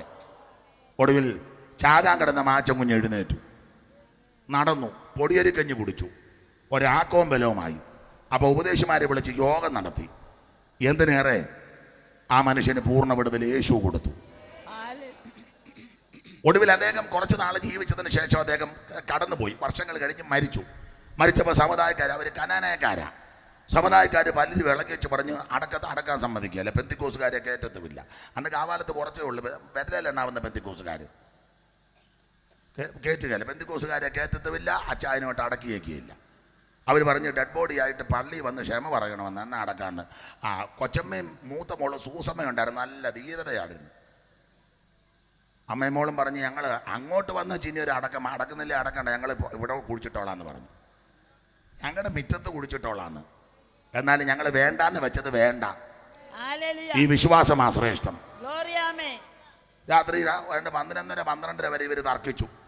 അവരോർത്തത് ഡെഡ് ബോഡി വെച്ചോണ്ട് നേരെ അങ്ങ് ചെല്ലു വന്ന അവർ പോകില്ല. കൊച്ചമ്മ പറഞ്ഞ് പോകുന്നില്ലെന്ന് പറഞ്ഞു. സൂസമ്മ നല്ല മിടുക്കിയായിരുന്നു. ഇപ്പോഴും വേണ്ട തിരുവനന്തപുരമുണ്ട്, ചിലപ്പോൾ പ്രസംഗം കേൾക്കുന്നുണ്ടായിരിക്കും. കൊച്ചമ്മ പറഞ്ഞു ഞങ്ങൾ പള്ളിയിലോട്ട് വരുന്നില്ലെന്ന്. അപ്പനെ അടക്കുകയല്ലേ, അടക്കണ്ടത് ഇവിടോട്ട് കുഴിച്ചിടുമെന്ന് പറഞ്ഞു. തർക്കമായി. അവർ പിന്മാറിയില്ല. അവസാനം സംഭവിച്ചോടെ പറയാം, അവരവിടെ അടക്കിച്ചുമില്ല, ഉപദേശിമാരെയും പ്രശ്നമാക്കി. അവസാനം മിറ്റത്തോട് ചേർന്ന് കുഴിയെടുത്ത ആചാനെ അടക്കിയത്. എന്നിട്ട് ഈ വിശ്വാസത്തിന് വേണ്ടി നിന്നു. Praise the Lord. അതാ പെന്തിക്കോസ്. ഇന്ന് രാത്രി നീ ഈ വിശ്വാസത്തിന് വേണ്ടി പോരാടിക്കോണം. ഇത് ഒരിക്കലായി പരിമേൽപ്പിച്ച അതിവിശുദ്ധ വിശ്വാസമാണ്. അതിനുവേണ്ടി അന്ത്യം വരെ പോരാടണം. രണ്ട് കാര്യമായി ഇവരെ അഭിനന്ദിക്കുന്നത്. അതിലൊന്ന്, അവൻ വചനം കാത്തു. രണ്ട്, വിശ്വാസം കാത്തു. വചനത്തെ കാക്കുന്നവനെ ദൈവം കാക്കും. വചനത്തെ കാക്കുന്നവനെ ദൈവം കാക്കും. അതിനൊരു ചെറിയ തെളിവ് വചനത്തിൽ നിന്ന് തരാം. നിങ്ങൾക്ക് വചനം അറിയാവുന്നവരാണല്ലോ. മുമ്പേ പറഞ്ഞ പോയിന്റ് പിന്നെയും വരികയാണ്. മോശ ഇറങ്ങി വന്നപ്പോൾ കാളക്കുട്ടി ഉണ്ടാക്കത്തുള്ളൂ ചകരോനെ ശാസിച്ചിട്ട് മോശ പറഞ്ഞൊരു പദമുണ്ട്, യഹോവയുടെ പക്ഷത്തുള്ളവനെല്ലാം ഉറക്കെ പറ, യഹോവയുടെ പക്ഷത്തുള്ളവൻ എന്റെ അടുക്ക വരട്ടെന്ന് പറഞ്ഞു. അതാ യഹോവയുടെ പക്ഷത്തുള്ളവൻ എന്റെ അടുക്ക വരാൻ. എന്റെ അടുക്ക വരാൻ പറഞ്ഞപ്പോ എന്റെ ചിന്തയാ, ലേവി കണ്ണ് കാണിച്ച് കയറിക്കോളാൻ പറഞ്ഞു. എന്നാന്ന് ചോദിച്ചാൽ ലേവിയെ പണ്ട് അപ്പം പ്രാഗിച്ച് പോയതാ. മൂപ്പിലെ യാകാൻ നേരത്ത് കോള് കൊള്ളി പ്രാഗിച്ചാ പോയത് ലേവിയെ. ശിമയോനും ലേവിയെ സഹോദരന്മാർ, അവരുടെ വാളുകൾ സാഹസത്തിന്റെ ആയുധങ്ങൾ. എന്നുള്ളമേ അവരുടെ മന്ത്രണത്തിൽ കൂടരുത്, എൻ മനമേ അവരുടെ യോഗത്തിന് അടുത്തത് വായിക്കരുത്. കൊച്ചമ്മേ അത് വായിക്കരുതെന്ന് വീട്ടിൽ പോയി വായിച്ചാൽ മതി. വേദോസ്തവത്തില്. ശിമയോനും ലേവിയ സഹോദരന്മാർ അവരുടെ വാളുകൾ സാഹസത്തിന്റെ ആയുധങ്ങൾ. എൻ്റെ ഉള്ളമേ അവരുടെ മന്ത്രണത്തിൽ കൂടരുത്, എൻ മനമേ അവരുടെ യോഗത്തിന് ചേരരുത്. അപ്പൊ ശിമയോനെ ലേവിയെ ശപിച്ചു. ലേവിയെ ശപിച്ചതാ. കാരണം ഈ പിള്ളേര് സാഹസക്കാരാ, എടുത്തിയാട്ടക്കാരാ, ശാപം കൊടുത്തു. ഇവരുടെ യോഗത്തിന് പോകരുത്, നമ്മുടെ യോഗത്തിന് ഇവരെ വിളിക്കുകയും ചെയ്യരുത്.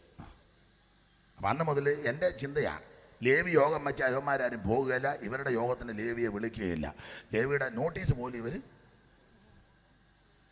അന്ന് ഇവർ വേറെ യോഗം ക്രമീകരിക്കും, ഇല്ലാത്തൊരു യോഗം ക്രമീകരിക്കും. അങ്ങനെയുള്ള വിദ്വാന്മാർ ഇപ്പോഴും ഉണ്ട്. അപ്പൊ അന്ന് ലേവിയെ ശപിച്ചു. അന്ന് മുതൽ ലേവി എതിർക്കാനും കയർക്കാനും ഉടക്കാനും പോയി. ലേവി കാത്തിരിക്കുക. ലേവിക്കറിയാം ദൈവം ഒരവസരം തരും, ദൈവം ഒരവസരം തരും. അങ്ങനെ ഇരുന്നപ്പോൾ ആ മോശ പറയുക, ചില വർഷങ്ങൾ കഴിഞ്ഞപ്പോൾ യഹോവയുടെ പക്ഷത്തുള്ളവനെല്ലാം എൻ്റെ അടുക്ക വരാൻ. ലേവി കണ്ണ് കാണിച്ച് കയറിക്കോളാൻ പറഞ്ഞു. ചാടി അകത്ത് കയറി വാളെടുത്ത് വെട്ടാൻ പറഞ്ഞ ലേവിയെ പറ്റി പറയുന്നത്, അവൻ വാള് കയ്യിലോട്ട് എടുത്തു കഴിഞ്ഞിട്ട് പിന്നെ ഒരു കുഞ്ഞുങ്ങളെ നോക്കിയില്ല. അപ്പനെന്നോ അമ്മയെന്നോ സഹോദരനെന്നോ സഹോദരനെയും സ്നേഹിതനെയും കൂട്ടുകാരനെയും കൊന്നു. അപ്പൊ അവനെ പറ്റി പറയുന്നത്, ഇവൻ സഹോദരന്മാരെ നോക്കിയില്ല, അപ്പനെന്നോ അമ്മയെന്നോ ഒന്നും നോക്കിയില്ല. പക്ഷേ ആ 33-ാമത്തെ ആവർത്തന പുസ്തകം ലേവിയെ കുറിച്ച് അങ്ങനെ ചേർത്ത് വായിച്ചു. 8 അല്ലേ? ലേവിയെ കുറിച്ച് അവൻ പറഞ്ഞത്, നിന്റെ തുമ്മീമും ഊറീമും അടുത്തത് നീ മസയിൽ വെച്ച് പരീക്ഷിക്കുകയും കലകജലത്തിൽ പോരുകയും അടുത്തത് അവൻ അപ്പനെയും അമ്മയെയും കുറിച്ച് ഞാൻ അവരെ കണ്ടില്ല എന്ന് പറഞ്ഞാൽ വാളങ്ങോട്ട് എടുത്തു കഴിഞ്ഞപ്പോൾ അപ്പനാന്നോ അമ്മയാന്നോ കണ്ടില്ല. റോമാലേഖനത്തിൽ ഒരു പദമുണ്ട്, നമുക്കറിയാം, വെറുതെ അല്ലല്ലോ വാൾ വഹിക്കുന്നത്. വാളങ്ങോട്ട് എടുത്തിട്ട് ഇവൻ അപ്പന അമ്മയാന്നൊന്നും കണ്ടില്ല. അതാ ശുശ്രൂഷ. അയ്യോ, അത് നമ്മുടെ അപ്പന ഇച്ചിരി വലിക്കുമെന്നുള്ളെങ്കിൽ സഭായം മുടക്കുകയല്ല. നമ്മുടെ പഴയ ആളാ. ഈ കൺവെൻഷന്റെ ആരംഭ നാൾ മുതൽ പിന്നെ തണുപ്പ് കണ്ടമാനാകുമ്പോൾ പുള്ളി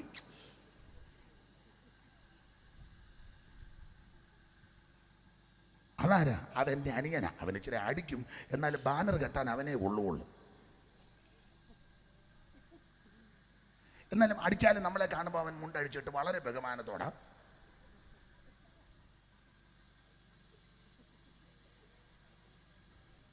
അമ്മാമ്മ ഇച്ചിരി നുണയും കൊതിയും പറഞ്ഞാലും ആത്മാവിൽ ബലപ്പെടും. ഇച്ചിരി നുണയും കൊതിയൊക്കെ പറയും, എന്നാലും വന്ന ഒരു അരങ്ങ മിനിഞ്ഞാന്നില്ലായിരുന്നു, അതെൻ്റെ അറിയാനും ഉണ്ടായിരുന്നു. ലേവി അങ്ങനല്ല. വാളങ്ങോട്ട് കയ്യിലെടുത്തപ്പോൾ അപ്പനെന്നോ അമ്മയെന്നൊന്നും നോക്കിയില്ല. ഒന്നുകൂടെ വായിച്ച കൊച്ചമ്മ. അവൻ ലേവിയെ കുറിച്ച് പറഞ്ഞു, അവൻ അപ്പനെന്നോ അപ്പനെ അമ്മയെ കുറിച്ച് ഞാൻ അവരെ കണ്ടില്ല. അടുത്തത് സഹോദരന്മാരെ പ്രമാണത്തിൽ ആ വിഷയത്തിൽ ആദരിച്ചില്ല. പിന്നെ സ്വന്തം മക്കളെ ഓർത്തില്ല. സ്വന്തം മക്കളൊന്നും ഓർത്തില്ല. മക്കള് തെറ്റ് ചെയ്താ മക്കള് തെറ്റാന്ന് പറയണം.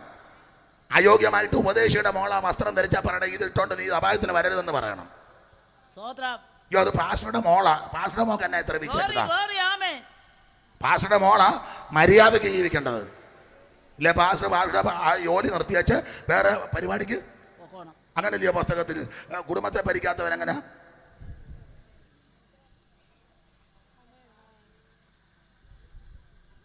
പാസ്റ്ററുടെ പിള്ളേർ കുറച്ചുകൂടെ യോഗ്യമായിരിക്കണം. പെട്ടെന്ന് പറഞ്ഞാൽ ഒക്കത്തില്ല, ചെറുപ്പത്തിലെ ശീലിച്ച് വളർത്തണം.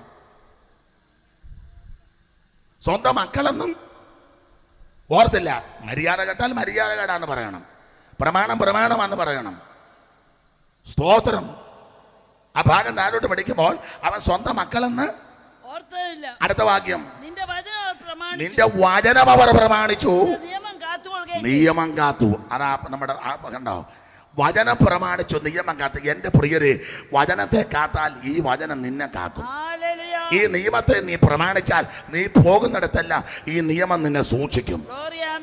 അത് മറന്നു കളയുവാൻ ദൈവം അനീതിയുള്ള ദൈവമല്ല. വചനത്തെ മാനിക്കുന്നവനെ ദൈവം മാനിക്കും, വചനത്തെ പ്രമാണിക്കുന്നവനെ ദൈവം ആദരിക്കും. ഞാൻ ഒരു സ്ഥലത്ത് ചെന്നപ്പോൾ എന്നോട് പറഞ്ഞ, അച്ഛാ വെളി രാജ്യത്താണ്, എന്നോട് പറഞ്ഞു, ഇവിടെ ഞങ്ങളൊരു പ്രോഗ്രാം ഒപ്പിച്ച് തരാം. എൻ്റെ ഒരു സ്നേഹിതനാണ്. അത് നന്നായിട്ട് പ്രസംഗിച്ചോണം. ഞാൻ ചോദിച്ചാൽ നന്നായിട്ടെന്ന് ഉദ്ദേശിക്കുന്നത് തന്നെ അതിവിടെ പല രീതിയാണ്. ഒരു ഒരു ഒരു എന്തുവാ ഒരു അനുഗ്രഹത്തിൻ്റെ മെസ്സേജ്. അപ്പം അവർക്ക് ഇഷ്ടപ്പെടുകയാണെങ്കിൽ അവർ വീണ്ടും വിളിക്കും. പിന്നെ ഡേറ്റ് ഇല്ല. പിന്നെ ഞാൻ സെക്രട്ടറിയുടെയും ചുമതലപ്പെട്ടേയും കാല് പിടിച്ച ആ ഒരു ഡേറ്റ് ഞാൻ പറഞ്ഞു. അപ്പം ഞാൻ എന്തോ ചെയ്യും, അത് വേറൊന്നും പറയരുത്, ഒത്തിരി ഉപദേശം ഒന്നും പറയരുത്. പറഞ്ഞാൽ അവർക്കതൊന്നും ഇഷ്ടമല്ല. അവർക്ക് ഇഷ്ടപ്പെടുക തന്നെ പിന്നെ കൂടെ കൂടെ വിളിച്ചോണ്ടിരിക്കും. ഞാൻ പറഞ്ഞോ ഞാൻ അങ്ങനൊന്നും പറയത്തില്ല, നിനക്ക് എന്നെ അറിയത്തില്ലയോ. സമാധാനമായിട്ടിരുന്ന ഇഷ്ടപ്പെട്ടില്ലേ അവർ സ്വോത്ര കാഴ്ച തരത്തില്ല, തന്നെ എല്ലാവരും പിന്നെ ബുദ്ധിമുട്ടാ. ഞാൻ പറഞ്ഞോ ഇല്ല, ഞാൻ ഇവനിത് പറഞ്ഞത് മനസ്സിലുണ്ടല്ലോ.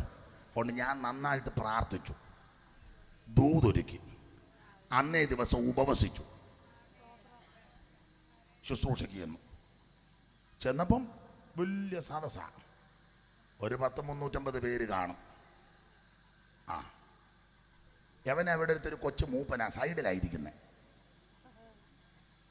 വേറെ മിടുക്കന്മാരുണ്ട്. ദൈവകൃപയെ ശരണപ്പെട്ട് സമയം തന്നു. ഞാൻ ഒരു വാക്യം വായിച്ചു, കൃപയെ ശരണപ്പെട്ട് ശുശ്രൂഷിച്ചു. ഈ ലേവി ചെയ്തതുപോലെ എന്നെ അപ്പനെന്നും അമ്മയെന്നോ സഹോദരനും നിന്ന് ഞാനും ഞാൻ പിന്നെ ബുദ്ധിയോടാ. ഇവൻ ഈ സൈഡിൽ ഇരിക്കുന്നതുകൊണ്ട് ഞാൻ ഇവൻ്റെ മുന്നിൽ നിന്നാ പ്രസംഗിക്കുന്നത്. കാരണം ഇവിടെ നിന്നാ ഇവൻ എന്നെ കണ്ണ് കാണിക്കി ഇരിക്കാൻ പറയാൻ. ഞാൻ ആ ബുദ്ധിയോടെ ഇവൻ്റെ മുന്നിൽ നിന്നാ ഞാൻ പ്രസംഗിക്കുന്നത്. അങ്ങോട്ട് നോക്കിയേ ഇല്ല. എനിക്ക് തന്ന കൃപയ്ക്കനുസരിച്ച് നന്നായിട്ട് ഉപദേശം പറഞ്ഞു, വേർപാട് ഉപദേശം. 28 കിട്ടുന്നതിൻ്റെയും മാമൂദിസായുടെ ആണ്ടിയാത്തത്തിൻ്റെയും ബർത്ത്ഡേ ആഘോഷിക്കുന്നതിനും അമ്മക്കച്ച കൊടുക്കുന്നതും വീടിനകത്ത് പുതിയ വീടിന് പാല് കാച്ചുന്നതും കേക്ക് മുറിക്കുന്നതും. ഇപ്പം പ്രായമുള്ള മുതുക്കനും മുതുക്കിയ 60-70 2 കഷ്ണം കേക്ക് വായിക്കാത്തോട്ട് വെച്ച് കൊടുക്കുക. പെന്തക്കോസ്തുകാർ ചെയ്യുന്നതാണ്.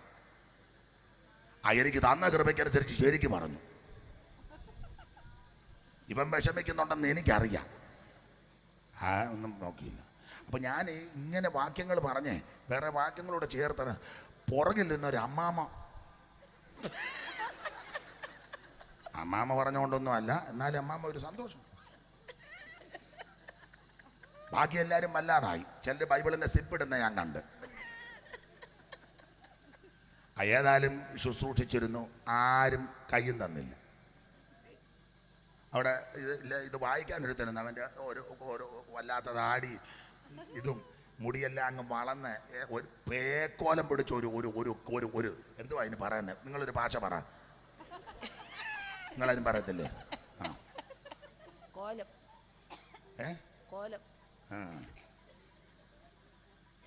ഞാൻ അവനോട് പറഞ്ഞു, നീ നാളെ മര്യാദയ്ക്ക് ഇരുന്നോണ്ടെന്ന് പറഞ്ഞു, പാടാനും പ്രാർത്ഥിക്കാനും. പിന്നെ അറിഞ്ഞ ഭാഷയുടെ മോനായിരുന്നെന്ന്. ആരറിഞ്ഞു? എനിക്കതൊന്നും മിഴിയൊന്നുമല്ല ഉള്ള ഇങ്ങനെ വെക്കുന്നത്.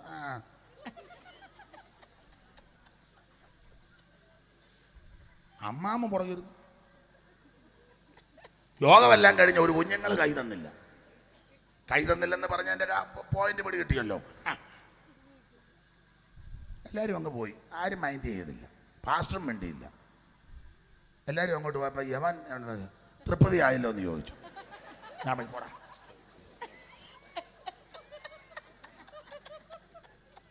വെളിയിലോട്ട് ഇറങ്ങാൻ നിർത്തി. അമ്മാമ്മ പോയില്ല. അമ്മാമ്മ വന്നേച്ച് പ്രായമുള്ളൊരു 65-70 വയസ്സ് കാണും. കൈ തന്നു. നല്ല മെസ്സേജായിരുന്നു. ഞാൻ ആസ്വദിച്ചുകൊണ്ടിരിക്കുകയായിരുന്നു. എന്നിട്ട് പറഞ്ഞേ, പിന്നെ ഈ സഭയുടെ ആരംഭകാലത്ത് ഞാനും എൻ്റെ ഹസ്ബൻഡും വേറെ ചില കുടുംബങ്ങളുണ്ടായിരുന്നു. ഞങ്ങൾ അങ്കുലീഭരിതമായി. അതിൽ പലരും സ്ഥലം മാറിപ്പോവുകയും നാട്ടിലോട്ട് പോവുകയൊക്കെ ചെയ്തു. ഇപ്പം ആ ആരംഭകാലത്തുണ്ടായിരുന്ന ഞാനേ ഇപ്പോൾ ശേഷിച്ചിട്ടുള്ളൂ. എൻ്റെ ഹസ്ബൻഡും കടന്നുപോയി. 2-3 പിള്ളേരുണ്ട്. ഇപ്പം എൻ്റെ കൂടെ പിള്ളേരില്ല, അവർ വേറെ സ്ഥലത്താണ് താമസിക്കുന്നത്. ആരംഭകാലത്തൊക്കെ നല്ല വേർപാട് ഉപദേശം ഇവിടെ പറയുകയും അങ്ങനെ ആയിരുന്നു മിക്കവരും. ഇപ്പം ഈ മോഡേണിസം ഇങ്ങോട്ട് കയറി ഇത് മുഴുവനിട്ട് കുഴച്ചു. എനിക്കിതെല്ലാം കണ്ട് ഞാൻ ഞരങ്ങിയിരിക്കുക. ഞങ്ങൾക്കിപ്പം മിണ്ടാൻ മേലാത്തൊരു സ്ഥിതിയായി. പുതിയ ഭരണസമിതിയൊക്കെ അല്ലേ, ഞങ്ങൾക്ക് മിണ്ടാൻ മേല, ഞങ്ങൾ ഞരങ്ങുക. ഞാൻ ഈ നാളുകളിൽ കണ്ണുനീരോടെ പ്രാർത്ഥിച്ചു, എൻ്റെ ദൈവമേ ഇതൊക്കെ ഒന്ന് പച്ചയ്ക്ക് പറയുന്ന ആരെയെങ്കിലും ദൈവം ഇവിടെ ഒന്ന് കൊണ്ടുവരണം. എൻ്റെ പ്രാർത്ഥന എൻ്റെ ദൈവം കേട്ട് പാസ്റ്ററെ ദൈവം കൊണ്ടുവന്നതാണ്. അപ്പോൾ എനിക്കൊന്നുകൂടെ ധൈര്യമായി. അല്ലെങ്കിലും ധൈര്യത്തിനൊന്നും കുറവില്ല. അപ്പോൾ ഞാൻ അമ്മ പറഞ്ഞു, ഇന്ന് എൻ്റെ വീട്ടിലോട്ട് ഞാൻ കൊണ്ടുപോകുന്നില്ല, മോൻ വരും, അന്നേരം ഒന്ന് വരണം. ഞാൻ പറഞ്ഞാട്ടെ, ദൈവം അനുവദിച്ച. എന്നിട്ട് ഒരു കവർ എനിക്ക് തന്നു. അമ്മ ഈ കവർ വിടും. ഞാൻ പറഞ്ഞു വേണ്ട. അന്നേരം അവൻ പറഞ്ഞ് മേടിച്ചോളാൻ പറഞ്ഞു. കാരണം അവനറിയാം ഇവിടെ നിന്ന് കിട്ടുകയില്ല, ഉള്ളതെങ്കിലും ഇവിടുന്ന് കിട്ടാനൊരു ചാൻസും മേടിച്ചോളാൻ പറഞ്ഞു. ഞാൻ ആദ്യം ഒന്നും മടിച്ചെങ്കിൽ അമ്മാമ്മ ആത്മാർത്ഥമായിട്ടാണ് നിർബന്ധിച്ചു, തന്നു. ഞങ്ങൾ വണ്ടിയെ കയറി വീട്ടിൽ വന്ന് ഞാൻ എൻ്റെ മുറിയിൽ കയറി പ്രാർത്ഥിച്ചു. ഈ കവർ കൈവച്ച് പ്രാർത്ഥിച്ചു, പൊട്ടിച്ചു. തുക ഞാനിപ്പോൾ പൊതുവെ പറയുന്നില്ല. സ്തോത്രം. ചെക്കായിരുന്നു, നല്ലൊരു തുകയാണ്. പൂജ്യം ഒരു 3-4 ഉണ്ട്. അന്നേരം ഞാൻ കവറുമായിട്ട് ഇവൻ്റെ മുറിയിൽ ചെന്ന് മുട്ടി വന്നു. ഞാൻ ചോദിച്ചു, നീയല്ലേ ഉപദേശം പറഞ്ഞാൽ കാശ് കിട്ടുകയല്ലെന്ന്, നോക്കടാ ഇത് എത്രയാണെന്ന് നോക്കാൻ പറഞ്ഞു. നീയല്ലേ പറഞ്ഞ ഉപദേശം പറഞ്ഞാൽ കാശ് കിട്ടുകയല്ലെന്ന്, കണ്ടോ? ദൈവം വിളിച്ചതാന്നേ ദൈവം നടത്തിക്കോളും. യവനെയെല്ലാം ഞാൻ പോയി സുഖിപ്പിച്ചാൽ കൂടി വന്ന ഇവൻ തരുന്നത് 5000 ഒന്നും തരുന്നവരില്ലെന്ന്. കുഞ്ഞുട്ടി പാസ് കൊടുക്കുമായിരിക്കും. ആരാ 5000 കൊടുക്കുന്ന? ഇപ്പം ചെല്ല് കൊടുക്കും. അങ്ങനെ കിട്ടിയിട്ടുമുണ്ട്. മിക്കയിടത്തും കളിപ്പീരാണ്.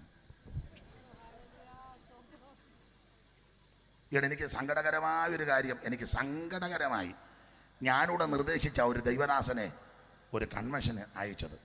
അദ്ദേഹം നല്ല പ്രഗത്ഭനായൊരു ദൈവദാസന, അനുഗ്രഹിക്കപ്പെട്ടൊരു കർത്തദാസൻ. അവർ എൻ്റെ ഭാഷ പറഞ്ഞ് ആക്ഷേപിച്ച അദ്ദേഹത്തെ വിട്ടത്. അത് ഞങ്ങളുടെ പാസയുടെ ജ്യേഷ്ഠനുണ്ടായിരുന്നു, ദാനിയേൽ മാത്യു, വലിയ രസികനാണ്. അപ്പം ഞങ്ങൾ ഒരിക്കൽ സംബന്ധിച്ചപ്പോൾ ഞങ്ങളൊരു യോഗത്തിന് പോയി. അത് ഞാനങ്ങ് പൊതുവെ പറയാൻ പോവാം കേട്ടോ. ഞങ്ങളൊരു യോഗത്തിന് പോയി. അപ്പോൾ അദ്ദേഹം ശുശ്രൂഷിച്ചത് ഞാനല്ല, ഞാൻ കൂടെ പോയതാണ്. ശുശ്രൂഷ കഴിഞ്ഞപ്പം അവന് ഇച്ചിരി മിടുക്കനാ, ഇച്ചിരി ചുറ്റുപാടൊക്കെ ഉള്ളവനാ. എന്നാലും ഇദ്ദേഹത്തെ ശരിക്കും മാനിച്ചില്ല. ഞാനങ്ങ് ഓപ്പണായിട്ട് പറയുക. ഞങ്ങൾ വണ്ടിയിലോട്ട് കയറിയപ്പം പെട്രോൾ അടിക്കണം, തൊട്ടടുത്ത പമ്പ്. അപ്പോൾ ദാനിയേൽ പാസ്റ്റർ കവർ പൊട്ടിച്ചു, പെട്രോൾ അടിക്കണമല്ലോ. അന്നേരം പെട്രോൾ അടിക്കാൻ പോലും ഇല്ല. എൻ്റെ കയ്യിലും വേറെ പൈസ ഇല്ല, അദ്ദേഹത്തിൻ്റെ കയ്യിലും ഇല്ല. പുള്ളി അല്പം രസകരമായിട്ട് അവതരിപ്പിക്കുന്നയാളാണ്. ഇനിയിപ്പോൾ ഇത് മാത്രം കട്ട് ചെയ്ത് ഇടുമായിരിക്കും, എന്നാലും തിരക്കേടില്ല പറയുക. പുള്ളി രസകരമായിട്ട് പറയാം. പുള്ളി ഉടനെ ബൈക്ക് അവിടെ നിർത്തിയേച്ച്, പുള്ളിക്ക് ഇച്ചിരി പരിചയമുള്ളവനാ, അടുപ്പമുള്ളവനാ. ജോയി, അപ്പം വഴി വല്ലതും ചോദിക്കാനാന്നോർത്താ വന്നു. ഉടനെ പുള്ളി രസകരമായിട്ട് അവതരിപ്പിക്കാം. പിന്നെ ജോയി, ഒരു കാര്യം പറയാം, ഈ കാശില്ലെങ്കിൽ യോഗം നടത്തരുത്. ഞാൻ പറഞ്ഞല്ല, പുള്ളി പറഞ്ഞതാ, യോഗം നടത്തരുത്. യോ വിളിക്കുന്ന ദൈവദാസന്മാരെ മാനിക്കാൻ കഴിവുള്ളവർ യോഗം നടത്തും. അപ്പോൾ ചെയ്യേണ്ടത് ജോയി കുളിച്ച് ഒരുങ്ങി വേറെ ദിവസം എടുത്തുകൊണ്ട് ആ യോഗത്തിന് പുറകെ പോയിരുന്നു വചനം കേട്ട് ബലപ്പെട്ടോണം. ഞാൻ പറഞ്ഞല്ലേ, ദാനിയേൽ പാസ്റ്റർ പറഞ്ഞതാണ്. അതിൻ്റെ കാരണം ഹൃദയം വേദനിച്ച അദ്ദേഹത്തിൻ്റെ ഒരു ശുശ്രൂഷ ചെയ്താൽ മാനിക്കണ്ടേ. എനിക്കും എന്നെ പോലുള്ള പലർക്കും, നമുക്കാർക്കും കള്ളനോട്ടടി ഇല്ലല്ലോ. ഉണ്ടോ? ഉണ്ടോ? ഉണ്ടോ? പിന്നെ എന്നെ മിണ്ടായിരിക്കുന്നേ. ഇതുകൊണ്ടൊക്കെയാണ് ദൈവം നമ്മളെ നടത്തുന്നത്. എന്നാൽ മാനിക്കുന്നവരുണ്ട് കേട്ടോ, അവരെ ദൈവം അനുഗ്രഹിക്കട്ടെ. ദൈവത്തിന് സ്തോത്രം. ഉപദേശം പറഞ്ഞാൽ, പ്രമേണത്തിന് വേണ്ടി നിന്നാൽ, വചനം കാത്താൽ ദൈവം നിന്നെ കാത്തോളും. ഒരു വഴി അടച്ചാൽ വേറെ വഴി ദൈവം തുറക്കും. ദൈവത്തിന് 1000 വഴിയുണ്ട്. അപ്പൊ ഈ സഭയോട് കർത്താവ് ദൂത് പറയാ, 2 കാര്യം. 1 വചനം കാത്തു, 2 വിശ്വാസം കാത്തു. അങ്ങനെയുള്ളവരെ മാനിക്കുന്നൊരു ദൈവമുണ്ട്. വചനത്തെ കാക്കുന്നവനെ, വിശ്വാസം കാക്കുന്നവനെ ആദരിക്കുന്ന, ഉയർത്തുന്ന ഒരു ദൈവമുണ്ട്. ഈ സഭയോട് കർത്താവ് ദൂത് പറയുമ്പോൾ 1 പരിചയപ്പെടുത്തി, 2 അഭിനന്ദനം, 3 ആക്ഷേപം, പിന്നെ പ്രബോധനം, വിവേചനം, മുന്നറിയിപ്പ്, പ്രതിഫലം. ആ ഭാഗം ഒന്നും എടുക്കുന്നില്ല. ഇവിടെ സഭയ്ക്ക് ജയിക്കുന്നവന്, ഒന്നുകൂടെ വായിച്ചേ കൊച്ചമ്മേ, ജയിക്കുന്നവന് ഞാൻ മറിഞ്ഞിരിക്കുന്ന മന്ന കൊടുക്കും. എന്തിനെയൊക്കെ ജയിക്കണം? 7 കൂട്ടം കാര്യങ്ങളെ ജയിക്കണം. 7 സഭയോട് ദൂത് പറയുക. 1, കള്ളയപ്പോസ്തലന്മാരെ കണ്ടുപിടിച്ച് ജയിക്കണം. 2, സാത്താന്റെ പള്ളിക്കാരെ ജയിക്കണം. 3, ബിലിയാമിന്റെ ഉപദേശം പിടിച്ചിരിക്കുന്നുണ്ട്, അവരെ ജയിക്കണം. 4, നിക്കലോവിയ ഉപദേശക്കാരെ ജയിക്കണം. 5, ഇസബേലിന്റെ ശക്തികളെ ജയിക്കണം. 6, സാത്താന്റെ ആഴത്തെ ജയിക്കണം. 7, സാത്താന്റെ ദൂഷണങ്ങളുണ്ട്, അതിനെയും ജയിച്ചോണം. അങ്ങനെ ജയിക്കുന്നവർക്ക് മറഞ്ഞിരിക്കുന്ന മന്ന കൊടുക്കും. ഇവിടെ മറഞ്ഞിരിക്കുന്ന മന്ന കൊടുക്കാമെന്ന, മറഞ്ഞിരിക്കുന്ന മന്ന കഴിക്കുന്നതിന് മുമ്പ് അവൻ മേളിൽ നിന്ന് വീണ മന്ന കഴിച്ചവരായി ഇസ്രായേൽ മക്കൾ. മറഞ്ഞിരിക്കുന്ന മന്ന അങ്ങ് ചെല്ലുമ്പോൾ ആ മന്നയ്ക്ക് വിശേഷതയുണ്ട്. എന്താ ആ മന്നയുടെ വിശേഷത? 1-2 കാര്യം പറഞ്ഞ് അങ്ങ് നിർത്താം. 1, ഈ ഇസ്രായേൽ മക്കൾ മരുഭൂമിയിൽ പ്രയാണം ചെയ്തപ്പോൾ അവർക്ക് കൊടുത്ത ഭക്ഷണമാണ് മന്ന. മന്നയെ പറ്റി 3 സ്ഥലത്താണ് കൊടുത്തിരിക്കുന്നത്. ഒന്ന് വായിച്ചു. പുറപ്പാട് പുസ്തകം 16-ാം അധ്യായത്തിൻ്റെ 31-ാം വാക്യവും, സംഖ്യാപുസ്തകം 11-ാം അധ്യായത്തിൻ്റെ 8-ാം വാക്യവും, സംഖ്യാപുസ്തകം 21-ാം അധ്യായത്തിൻ്റെ 4-ാം വാക്യവും ക്രമത്തിൽ ഉറക്കെ. പുറപ്പാട് 16:31, സംഖ്യ 11:8, സംഖ്യ 21:4. ഇസ്രായേലിയർ ആ സാധനത്തിന് മന്ന എന്ന് പേരിട്ടു. ഇസ്രായേലിന് ആ സാധനത്തിന് മന്ന എന്ന് പേരിട്ടു. അത് കൊത്തമ്പാലരി പോലെ വെള്ള നിറമുള്ളതും തേൻ കൂട്ടിയ ദോശയോടൊത്ത് രുചിയുള്ളതാ. ഇസ്രായേൽ മക്കൾക്ക് ദൈവം കൊടുത്ത ഭക്ഷണമാണ് മന്ന. ഈ മന്ന പഠിക്കുമ്പോൾ ഇത് ക്രിസ്തുവിനും തിരുവചനത്തിനും നിഴല. ഇന്ന് രാത്രി ആ മന്ന അവൻ പ്രാപിച്ച് വേണം സകല ആൾക്കാർ ഇവിടുന്ന് തിരിച്ചു പോകാൻ. ജയിക്കുന്നവന് മറഞ്ഞിരിക്കുന്ന മന്ന കൊടുക്കുമെന്ന. അപ്പോൾ ഈ മന്നയുടെ ഒരു വിശേഷത, 1, ഈ മന്ന മുകളിൽ നിന്ന് വീണതാ. അങ്ങനെയാണ് നമ്മൾ പുസ്തകം പഠിക്കുന്നത്. അവൻ ആകാശത്ത് നിന്ന് അപ്പം വർഷിപ്പിച്ചെന്ന. ഞാൻ പ്രാരംഭത്തിൽ സൂചിപ്പിച്ചു, മന്ന ക്രിസ്തുവിനും തിരുവചനത്തിനും നിഴല. അപ്പൊ 1, ഈ മന്ന ഉയരത്തിൽ നിന്ന് പൊടിഞ്ഞു വീണതാണ്. മന്ന മുകളിൽ നിന്ന് വന്നതാണ്. അത് ക്രിസ്തുവിന് നിഴല എന്ന് പറഞ്ഞാൽ മുകളിൽ നിന്ന് വന്ന ഒരുവനേ ഉള്ളൂ, നസറയനാകുന്ന യേശു ക്രിസ്തു. അവൻ മാത്രമാണ് മുകളിൽ നിന്ന് ഇറങ്ങി വന്നത്. ഫിലിപ്പിയ ലേഖനം പഠിക്കുമ്പോൾ ദൈവരൂപത്തിലിരിക്കെ ദൈവത്തോടുള്ള സമത്വം മുറുകെ പിടിച്ചു കൊള്ളണമെന്ന് വിചാരിക്കാതെ ദാസരൂപമെടുത്ത് വേഷത്തിൽ മനുഷ്യനായി തന്നെത്താൻ താഴ്ത്തി മരണത്തോളം, ക്രൂശിലെ മരണത്തോളം അനുസരണമുള്ളവനായി തീർന്ന ക്രിസ്തു. അപ്പൊ ഈ മന്ന 1, ഇത് മുകളിൽ നിന്ന് വീണതാണ്. മുകളിൽ നിന്ന് വന്ന ഒരുവനേ ഉള്ളൂ, നസറയനാകുന്ന യേശു ക്രിസ്തു. ഇന്ന് രാത്രി ആ മന്നയെ അവൻ ഏറ്റെടുത്തോണം. മുകളിൽ നിന്ന് ഇറങ്ങി വന്ന ഒരുവൻ, അത് നസറയനാകുന്ന യേശു ക്രിസ്തു. അപ്പൊ ഈ മന്ന ക്രിസ്തുവിന് നിഴല. 2, ഈ മന്നയുടെ വിശേഷത നാം ഇങ്ങനെ വായിക്കുന്നു, ഇത് കൊത്തമ്പാലരി പോലാണ് എന്ന് പറഞ്ഞാൽ വളരെ ചെറുതാണ്. ഈ മന്ന വളരെ ചെറുതാണ്. അതും ക്രിസ്തുവിന് നിഴല എന്ന് പറഞ്ഞാൽ വലിയവനായ ദൈവം എന്നെയും നിങ്ങളെയും രക്ഷിപ്പാൻ ചെറുതായിട്ട് അവതരിച്ചു. വലിയവനായ ദൈവം ഈ അണ്ടകടാകത്തെ, ബ്രഹ്മാണ്ട കോടിനാണ്ടത്തെ, നക്ഷത്രങ്ങളെ നിർമ്മിച്ച സർവശക്തനായ ദൈവം, സകല പൂജര കേജര വസ്തുക്കളെ നിർമ്മിച്ച് ചമച്ച് പടച്ച സർവജ്ഞനായ ദൈവം, ഈ സകലത്തെയും സൃഷ്ടിച്ച സർവശക്തനായ ദൈവം ചെറുതായിട്ട് എനിക്കും നിങ്ങൾക്കും വേണ്ടി അവതരിച്ചു. ചെറുതെന്ന് പറഞ്ഞാൽ നക്ഷത്രമൊക്കെ വാരി വതറിയിട്ടിരിക്കുക. ചെറിയ ഗോളം ആ ഭൂമി. മറ്റ് നക്ഷത്രങ്ങളെ തുലനം ചെയ്ത് പഠിക്കുമ്പോൾ ആ ചെറിയ ഗോളമാകുന്ന ഭൂമിയുടെ 4/3 ഭാഗവും വെള്ള, അതിലൊരു ഭാഗം കര. ആ കരയിലൊരു ചെറിയ രാജ്യമാണ് പലസ്തീൻ. അവിടെ ഒരു ചെറിയ ഗ്രാമമാണ് നസറത്ത്. അവിടെ ഒരു ചെറിയ പെൺകുട്ടിയാണ് മറിയം എന്ന് പറയുന്ന പെൺകുട്ടി. വലിയവനായ ദൈവം ചെറുതായതിനെ പറ്റിയാണ് പറയുന്നത്. ആ ചെറിയ പെൺകുട്ടി, ഞാനൊരു കണക്കെടുക്കുക, 6 അടി പൊക്കം. 6 അടി പൊക്കമുള്ള മറിയത്തിൻ്റെ ഒരവയവം ആ ഉദരം. ആ ഉദരത്തിൻ്റെ അകത്തിരിക്കുന്ന ഒരു അവയവമാണ് ഗർഭപാത്രം. ആ ഗർഭപാത്രത്തിൽ ചെറുതായിട്ട് ഉരുവായ ക്രിസ്തു. വലിയവനായ ദൈവം എന്നെയും നിങ്ങളെയും രക്ഷിപ്പാൻ അവൻ ചെറുതായിട്ട് ഈ ഭൂമിയിൽ അവതരിച്ചു. മന്ന ക്രിസ്തുവിന് നിഴല. അങ്ങനെയെങ്കിൽ നമ്മുടെ വലിപ്പഭാവമല്ല അങ്ങ് മാറ്റിവെക്ക്. ഞാൻ വലിയ ആളാ, ഞാൻ വലിയ പുള്ളിയാ, അതൊന്നും ചിന്തിക്കരുത്. വലിയവനായ ദൈവത്തിന് എന്നെയും നിങ്ങളെയും രക്ഷിപ്പാൻ ചെറുതായിട്ട് ഈ ഭൂമിയിൽ അവതരിക്കാമെങ്കിൽ എന്നെ കേൾക്കുന്ന പ്രിയരെ, നമ്മുടെ ഭാവമെല്ലാം മാറ്റിവെക്ക്. വലിപ്പഭാവമൊക്കെ നമ്മൾ കണ്ടതല്ലേ, ഇല്ലേ? എല്ലാവരുടെയും വലിപ്പഭാവം കണ്ടതല്ലേ? നല്ല ഒരു അസുഖം വരട്ടെ, വലിപ്പഭാവം പോകുകയല്ലേ?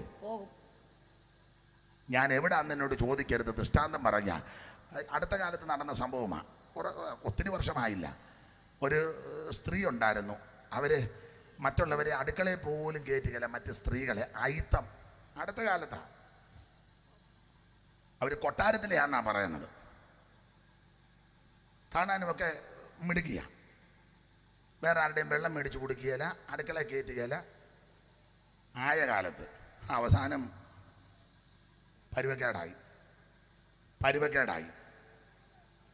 പരുവക്കേടായെന്ന് പറഞ്ഞാൽ പൊതുവെ പറയാൻ തന്നെ നമുക്ക് സങ്കടവും ലജ്ജയും തോന്നും. അവസാനം അടുക്കളയിൽ തന്നെ അവരങ്ങ് കിടക്കുക. നമ്മുടെ ഒരു സഹോദരിയോടൊരു വേണ്ടപ്പെട്ട ഒരു അമ്മയോട് പറഞ്ഞ്, ആരേലും ഒരാൾ വന്ന് ഇച്ചിരി വെള്ളം അനത്തി തരാൻ. വലിപ്പഭാവം ഒന്നും വിചാരിക്കരുത്. വേറൊരു ദൃഷ്ടാന്തം പറയാം. ഞങ്ങളുടെ നാട്ടിലെ പുളുങ്ങുന്നിലെ ഒരു ധനാഢ്യനായ മനുഷ്യനുണ്ടായിരുന്നു ആയ കാലത്ത്. ഇതൊക്കെ ചരിത്ര സംഭവങ്ങളാണ്. ആയ കാലത്ത് വലിയ ധനാഢ്യനാണ് അദ്ദേഹം, നാട്ടിലെ പ്രമുഖനാണ് അന്നത്തെ കാലത്ത്. ആ നിലയിൽ അദ്ദേഹം ഇവിടെ ദൂരയാത്ര കഴിഞ്ഞ് 6 വന്നിച്ച് മോനെ വിളിച്ചു. ഡാ, വള്ളമായിട്ട് ഇക്കരെ വരാൻ പറഞ്ഞു.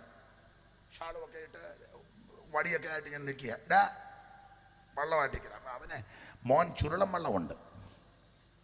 വള്ളം അവരുടെ വീട് അക്കരയാണ്. അക്കരയിൽ നിന്ന് കടവിൽ നിന്ന് വള്ളം അഴിച്ച് ഇക്കരയ്ക്ക് വരാൻ നേരത്ത് ഒരു ഈഴവ സ്ത്രീ ആ പയ്യനോട് പറഞ്ഞു, കുഞ്ഞേ, അക്കരയ്ക്കാന്ന് എന്നെയും കൂടെ ഒന്ന് കൊണ്ടുപോകും. ആ ചെറുക്കനൊരു മനസാക്ഷി ഉള്ളതാണ്. അപ്പം ഇക്കരയ്ക്ക് വള്ളം കൊണ്ടുപോകാന്ന് പറഞ്ഞിട്ട് പുള്ളി വേറെ 1-2 പേരോട് സംസാരിച്ച് നിൽക്കുക. ആ സമയത്ത് വള്ളം അടിച്ചപ്പോൾ ഈ ഈഴവ സ്ത്രീ പറഞ്ഞു, കുഞ്ഞേ, അക്കരയ്ക്കാന്ന് എന്നെയും കൂടെ ഒന്ന്. അപ്പം അവൻ പറഞ്ഞെന്നാൽ കയറിക്കോ, ഏതെങ്കിലും അക്കരയ്ക്ക് വള്ളം പോകല്ലേ. ഈ സ്ത്രീയെ കയറ്റി അവർ വള്ളത്തിൻ്റെ മുൻവശത്തിരിക്കുക. അവൻ പുറകിൽ നിന്ന് തുഴഞ്ഞ് വള്ളം ഇക്കരയ്ക്ക്, ആറിനിക്കര അല്പം വീതിയുള്ള ആറാണ്, ഇക്കര അടുക്കാറായപ്പോഴാണ് ഇദ്ദേഹം സംസാരിച്ച് തിരിഞ്ഞു നോക്കിയപ്പം വള്ളം ഇക്കരയ്ക്ക് വരുന്നു. വള്ളത്തിലൊരു സ്ത്രീ ഇരിക്കുന്നു. സ്ത്രീയെ പരിചയമുണ്ട്. ഉടനെ അദ്ദേഹം അവിടെ നിന്ന് ആക്രോശിച്ച് വള്ളം എടുക്കാൻ പോവുക. അദ്ദേഹം പറഞ്ഞ പദം അതുപോലെ ഞാൻ അങ്ങോട്ട് പറയാൻ പോവുക. വലിപ്പഭാവം നിർത്തണമെന്ന് പറയാൻ ഉദാഹരണമായി പറയുന്നത്.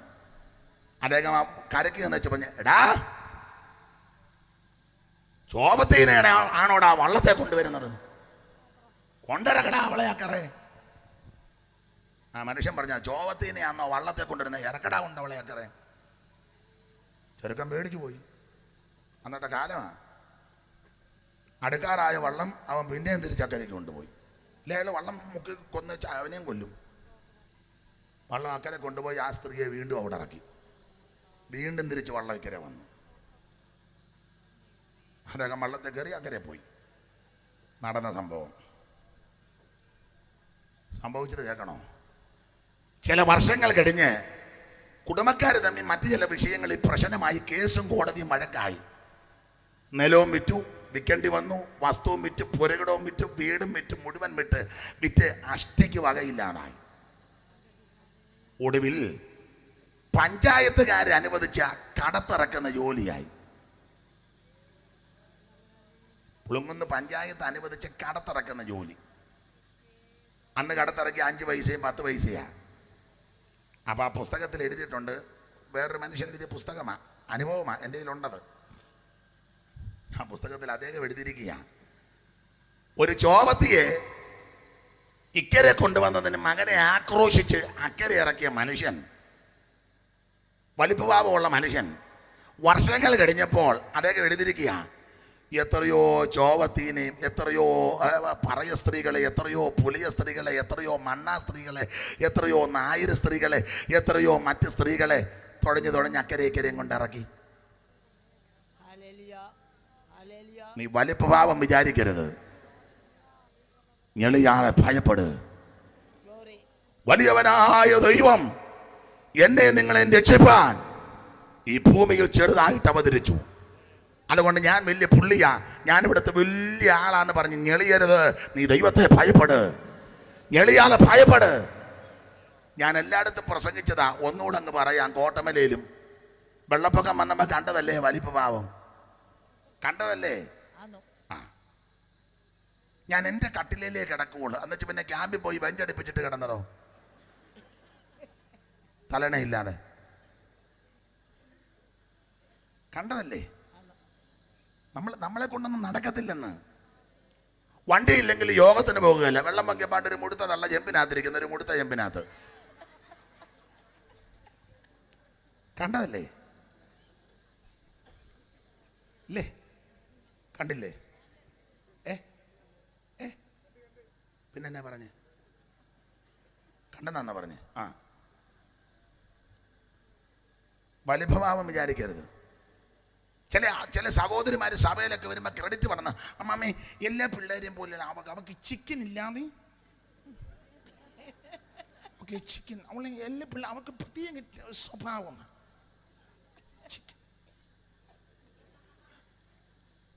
മോനാണെങ്കിൽ ബീഫ് എങ്ങനെയാ അവന് ഒലത്തണം. ഒലത്തിക്കൊട് കഴിച്ചു നിന്നെ ഒലത്തും. ഇനി എന്നെ ഒലത്താനാ? ഒരുമാതിരി എല്ലാത്തിനും ഒലത്തി വെച്ചിരിക്കുക അവനിപ്പം 12 വയസ്സുള്ള യോവൻ അവൻ ഒലത്തി വെച്ചിരിക്കുക. കണ്ടതല്ലേ വലിപ്പഭാവം?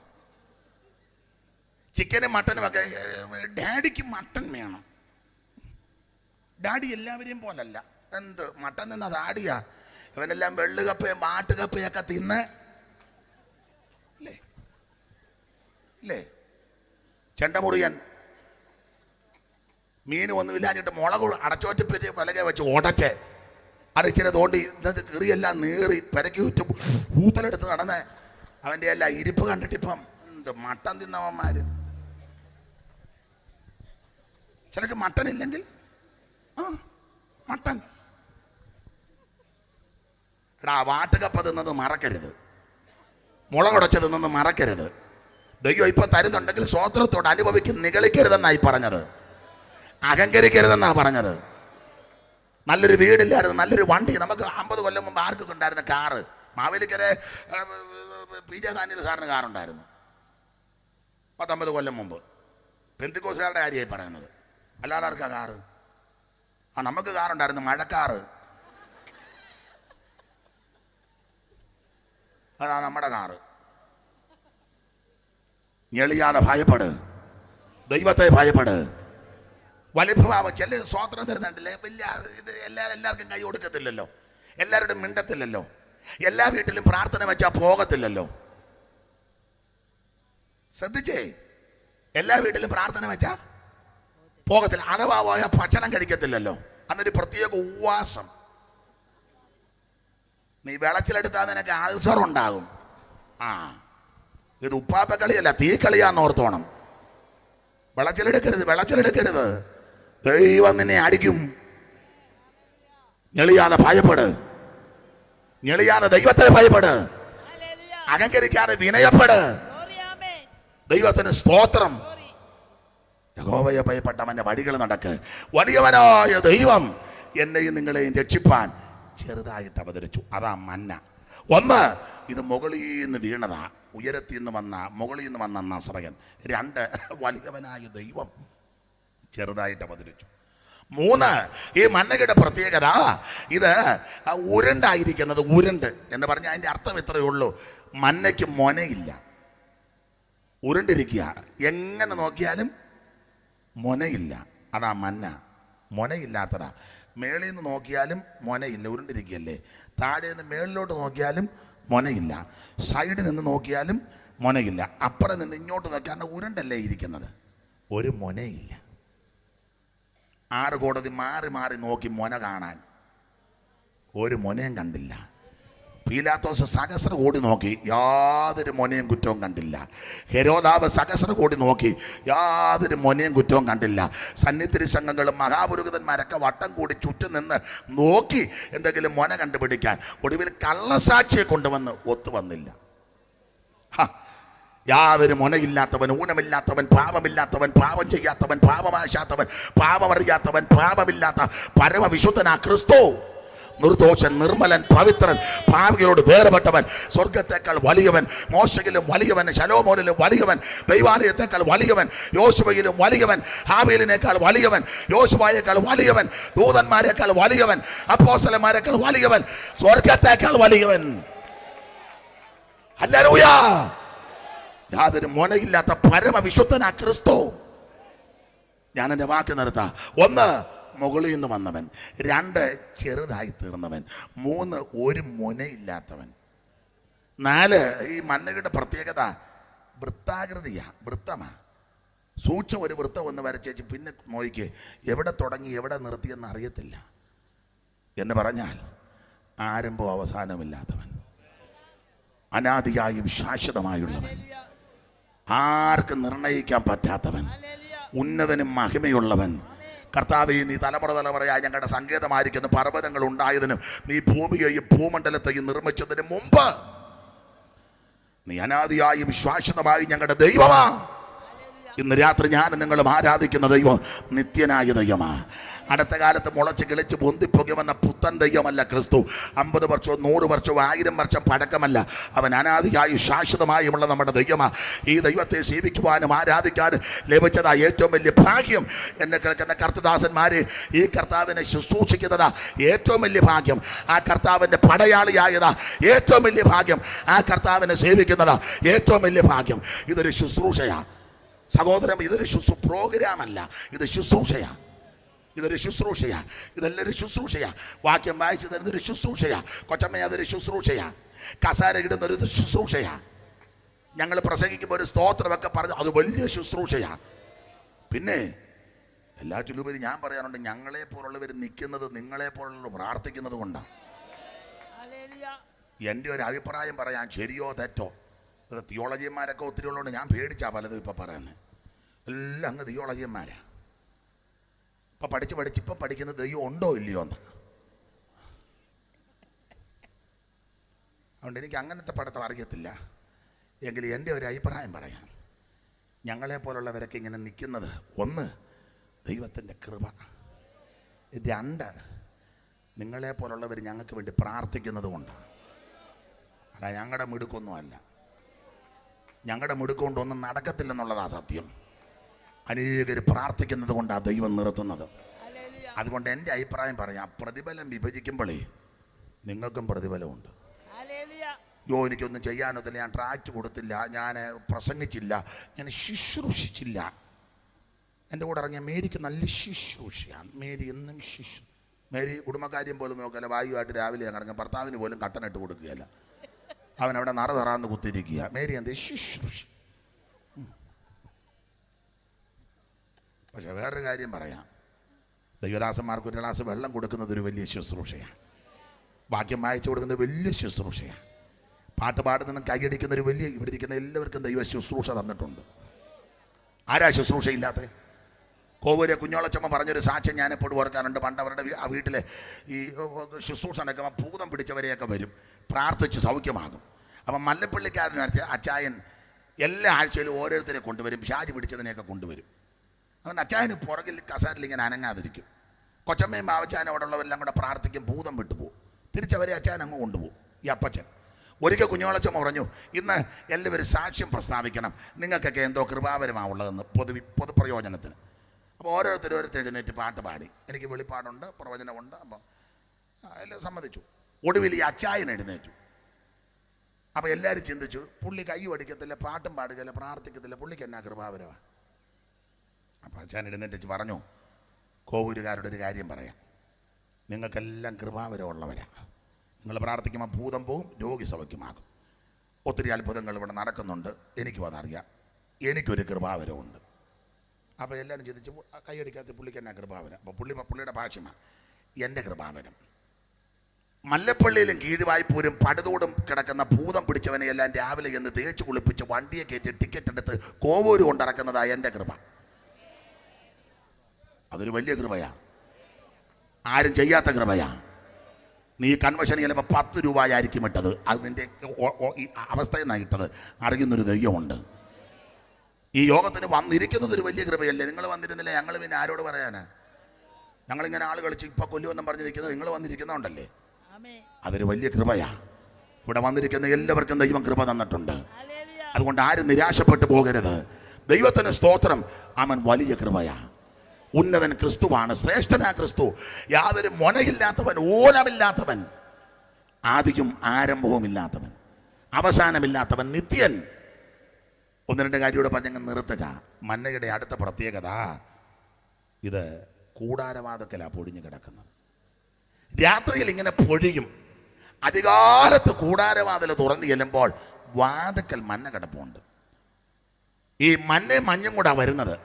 മഞ്ഞ് തട്ടി മാറ്റുമ്പോൾ അകത്ത് മഞ്ഞ, മഞ്ഞിൽ പൊതിഞ്ഞ മഞ്ഞയാണ്. മഞ്ഞിൽ പൊതിഞ്ഞ മഞ്ഞ. അപ്പം മഞ്ഞയും മഞ്ഞും കൂടെ രാത്രിയിൽ ഇങ്ങനെ പൊടിയുന്നത്. മഞ്ഞും മഞ്ഞയും കൂടെ രാവിലെ ചെല്ലുമ്പോൾ മഞ്ഞ് തട്ടി മാറ്റുമ്പോൾ അകത്ത് മഞ്ഞ, മഞ്ഞിൽ പൊതിഞ്ഞ മഞ്ഞ. അത് രണ്ട് വ്യാഖ്യാനം ഒന്നും നടത്തുന്ന കുഴപ്പമില്ല. മഞ്ഞ് എല്ലായിടത്തും അല്ലെങ്കിൽ ചിലയിടങ്ങളിൽ പരിശുദ്ധാത്മാവിന് നിഴല. മഞ്ഞ ക്രിസ്തുവിനും തിരുവചനത്തിനും നിഴല. അങ്ങനെയെങ്കിൽ ദൈവകുഞ്ഞുങ്ങളോടൊരു കാര്യം പറയാം, നമുക്ക് ആവശ്യം മഞ്ഞിൽ പൊതിഞ്ഞ മഞ്ഞയാണ്. അത് കടിക്കുന്നവനെ കണ്ടാലറിയാം. ആ, മഞ്ഞിൽ പൊതിഞ്ഞ മഞ്ഞ കടിക്കുന്നവനെ കണ്ടാലറിയാം. ഉണ്ടോന്നൊന്നും ചോദിക്കണ്ട. നമ്മൾ ചോദിക്കുന്നത് ഉണ്ടായിരുന്നു, പിന്നെ ഞാൻ പുറകിലിരിപ്പുണ്ട്. അമ്മാമ ഉണ്ടായിരുന്നു, പിന്നെ ഞാൻ സൈഡിലിരിപ്പുണ്ടായിരുന്നു. കൊച്ചമ്മ ഉണ്ടായിരുന്നു, പിന്നെ ഞാൻ ഇടയ്ക്കിരിപ്പുണ്ടായിരുന്നു. വേക്കുട്ടി ഉണ്ടായിരുന്നു, ഞാൻ ആ സൈഡിൽ ഇരിപ്പുണ്ടായിരുന്നു. ബാസ് കാണാൻ കേട്ടാ. എടാ, മഞ്ഞി പൊതിഞ്ഞ മഞ്ഞ കടിക്കുന്നവനോട് അങ്ങനൊന്നും ചോദിക്കണ്ട. അവൻ പിറകെ ഇരുന്നാലും സൈഡിൽ ഇരുന്നാലും ഇടയ്ക്കിരുന്നാലും ഫ്രണ്ടിലിരുന്നാലും അവൻ വന്നാൽ അറിയും. അവന്റെ ഗ്ലോറി കേൾക്കുമ്പോൾ അറിയാ ഇത് കടിച്ചത് മഞ്ഞി പൊതിഞ്ഞ മഞ്ഞയാണ്. അവന്റെ ശബ്ദം കേൾക്കുമ്പോൾ അറിയാ ഇവൻ കടിച്ചത് പ്രത്യേക ഭക്ഷണമാണ്. മഞ്ഞി പൊതിഞ്ഞ മഞ്ഞ കടിക്കുന്നവനെ കണ്ടാലറിയാം. അതുകൊണ്ട് നമുക്ക് മഞ്ഞും വേണം മഞ്ഞയും വേണം എന്ന് പറഞ്ഞാൽ, മഞ്ഞ് എല്ലായിടത്തും അല്ലെങ്കിൽ ചില വ്യാഖ്യാനം ചില ഭാഗത്ത് പരിശുദ്ധാത്മാവിന് നിഴലാണ്. മഞ്ഞ ക്രിസ്തുവിനും തിരുവചനത്തിനും നിഴലാണ്. ഈ ചില യോഗത്തിന് എന്ന് അവർക്ക് നല്ലതുപോലെ മഞ്ഞയുണ്ട്, മഞ്ഞില്ല. നല്ലതുപോലെ മഞ്ഞയാണ്.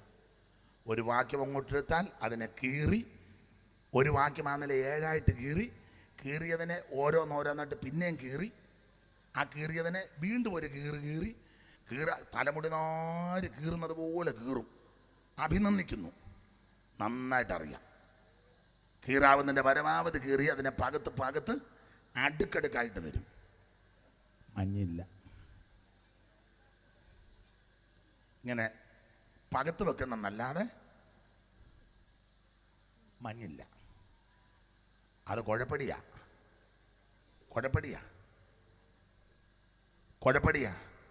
എന്നാൽ ചില യോഗത്തിന് ചെന്നേ മുഴുവൻ മഞ്ഞയില്ല. മുഴുവൻ മഞ്ഞയില്ല. ഇതെല്ലാം കൂടെ അങ്ങോട്ട് അടിച്ച് പെരുക്കി ഇങ്ങനെ അങ്ങ് നിൽക്കുക, പോരുകാള നിൽക്കും പോലെ. അപ്പോൾ ഈ ചില പാട്ടുകാരെ ശ്രദ്ധിച്ച ചിലര് കണ്ണുകൊണ്ട് കാണിക്കും, ഓളിയം കൂട്ടിക്കുക, അതിനെ ഇങ്ങനെ നിൽക്കുക, തുള്ളി മനുഷ്യന്റെ പദം വരിക. ഇത് രണ്ടും കുഴപ്പടിയ. മഞ്ഞ തന്നെയാണെങ്കിലും പരിവക്കേടാ, മഞ്ഞ് തന്നെ ആണെങ്കിലും പരിവക്കേടാ. നമുക്ക് മഞ്ഞും വേണം മഞ്ഞയും വേണം. ആത്മനിറവിന്റെ ആരാധനയും വേണം, തിരുവചനത്തിന്റെ ശുശ്രൂഷയും വേണം. എൻ്റെ ഒരു അഭിപ്രായം, കർത്തൃദാസന്മാർ നിങ്ങൾക്കറിയാം, ഒരു അഭിപ്രായം പറയാം. നമ്മുടെ സഭായോഗത്തിൽ 1 മണിക്കൂർ നൃത്തം ചെയ്ത് ആരാധിച്ചോണം. പുള്ളിച്ചാടി ദൈവത്തെ ആരാധിക്കണം. 1.5 മണിക്കൂർ തിരുവചനവും ശുശ്രൂഷിച്ചോണം. ആ സഭയെ എല്ലാം തകർക്കാൻ ഒരു ശക്തിക്കും കഴിയത്തില്ല. പെന്തിക്കോസ് ആരാധനയ്ക്ക് വിശേഷതയുണ്ട്. പെന്തിക്കോസ് ആരാധന ശ്രേഷ്ഠതയുടെ ആരാധനയാണ്. അവൻ ആഭിചാരവും മന്ത്രവാദവും ക്ഷുദ്രവും തന്ത്രങ്ങളും അടിഞ്ഞു മാറുന്ന ആരാധനയാണ് പെന്തിക്കോസ് ആരാധന. ഹല്ലേലൂയ. അതാ പെന്തിക്കോസിന്റെ ശക്തി. ആഭിചാരവും മന്ത്രവാദവും ഒന്നും നമുക്ക് വിഷയമല്ല. നമ്മുടെ ഇദ്ദേഹത്തിന് ശേഷം ഞങ്ങൾ അടുപ്പായുണ്ടാ ഒരു സാക്ഷ്യം പറഞ്ഞങ്ങ് നിർത്താൻ. ഡാനിയൽ മാത്യു പാസ്റ്റർ ഒരിക്കൽ അദ്ദേഹം എന്നോട് പറഞ്ഞതാ. കോട്ടയം ബസ് സ്റ്റാൻഡിൽ നിൽക്കുമ്പോൾ, കുഞ്ഞുട്ടി പാസ്റ്റർ കേട്ടിട്ടുള്ളതായിരിക്കും, കോട്ടയം ബസ് സ്റ്റാൻഡിൽ നിൽക്കുമ്പോൾ ഒരു മുസ്ലിയാരെ പരിചയപ്പെട്ടു. പേരെന്താണെന്ന് ചോദിച്ചു. അബ്ദുള്ള. എവിടാ വീട്? കോഴിക്കോട്ട്. എങ്ങോട്ട് പോകുന്നു? കാഞ്ഞിരപ്പള്ളിക്ക്. എന്താ? പുള്ളി പറഞ്ഞു ഒരു പരിപാടി ഉണ്ടെന്ന് പറഞ്ഞു. ഇത് പിടിക്കുന്നതുകൊണ്ട് ഇനി പോക്കത്തില്ല. കേൾക്കാൻ ഭാഗ്യമില്ല. എന്നാൽ പിന്നെ വേണ്ട, പിന്നെ ഇതൊക്കെ വിവാദമാകും. വിവരിക്കുന്നില്ല. ചുരുക്കി പറഞ്ഞാൽ അവിടെ ഒരാൾക്ക് വിരോധമായിട്ടൊരു പരിപാടിക്ക് പോവുക. അപ്പൊ ചോദിച്ചു എന്തോ ശക്തിയെ കൊണ്ടാണ് ഇതൊക്കെ ചെയ്യിപ്പിക്കുന്നത്. അപ്പൊ അദ്ദേഹം പറഞ്ഞ ഒരു പേരുണ്ട്, നിങ്ങളോട് പറയാം.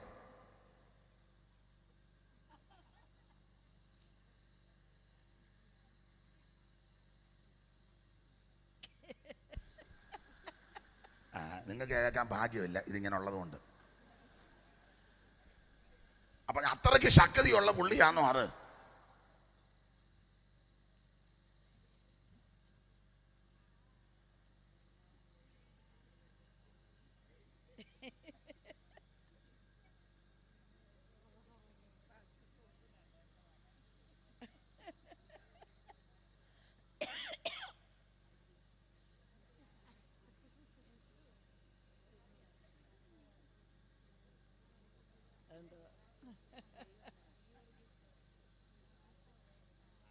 അങ്ങനെ ഇരിക്കുക.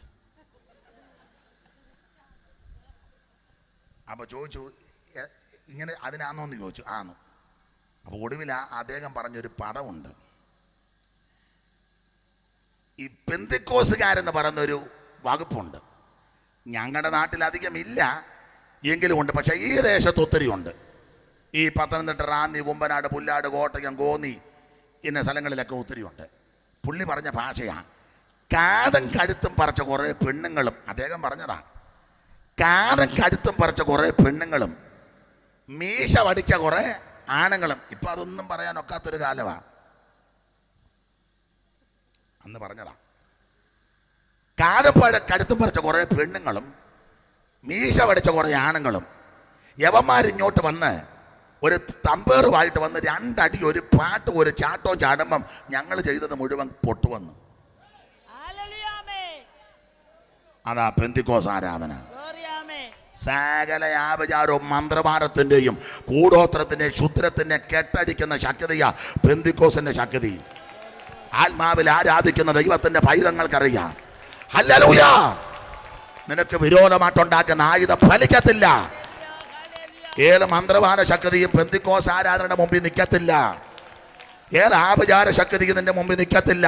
അതാ പെന്തിക്കോസ്, അതാ പെന്തിക്കോസിന്റെ ശക്തി. അതുകൊണ്ട് നമുക്ക് മന്നയും വേണം, മഞ്ഞും വേണം. ആത്മനിറവിൻ്റെ ആരാധനയും തിരുവചനത്തിൻ്റെ ധ്യാനവും.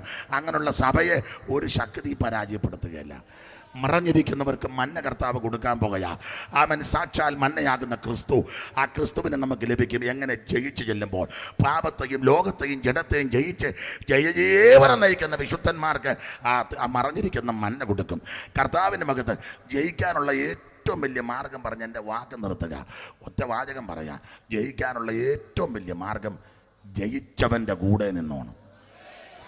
ആരാ ജയിച്ചവൻ? മറ്റാരുമല്ല, നസ്രയനാകുന്നു യേശു ക്രിസ്തു. എന്തിനെ ജയിച്ചു? എല്ലാറ്റിനെയും ജയിച്ചു. ജനനം മുതൽ മരണം വരെ ജയമാ. മരണത്തെയും അവൻ ജയിച്ചു. എന്നേക്കും ജീവിച്ചിരിക്കുന്നു. ഇന്ന് രാത്രി ആ ജയാളിയായ കർത്താവിനെ സേവിച്ചു, ആരാധിച്ചു, സ്നേഹിച്ചു മുൻപോട്ട് പോകുവാൻ ഏവർക്കും ദൈവം കൃപ നൽകട്ടെ. അല്പസമയങ്ങൾ കരങ്ങൾ ഉയർത്തി എല്ലാവരും ദൈവത്തെ സ്തുതിച്ചാട്ടെ.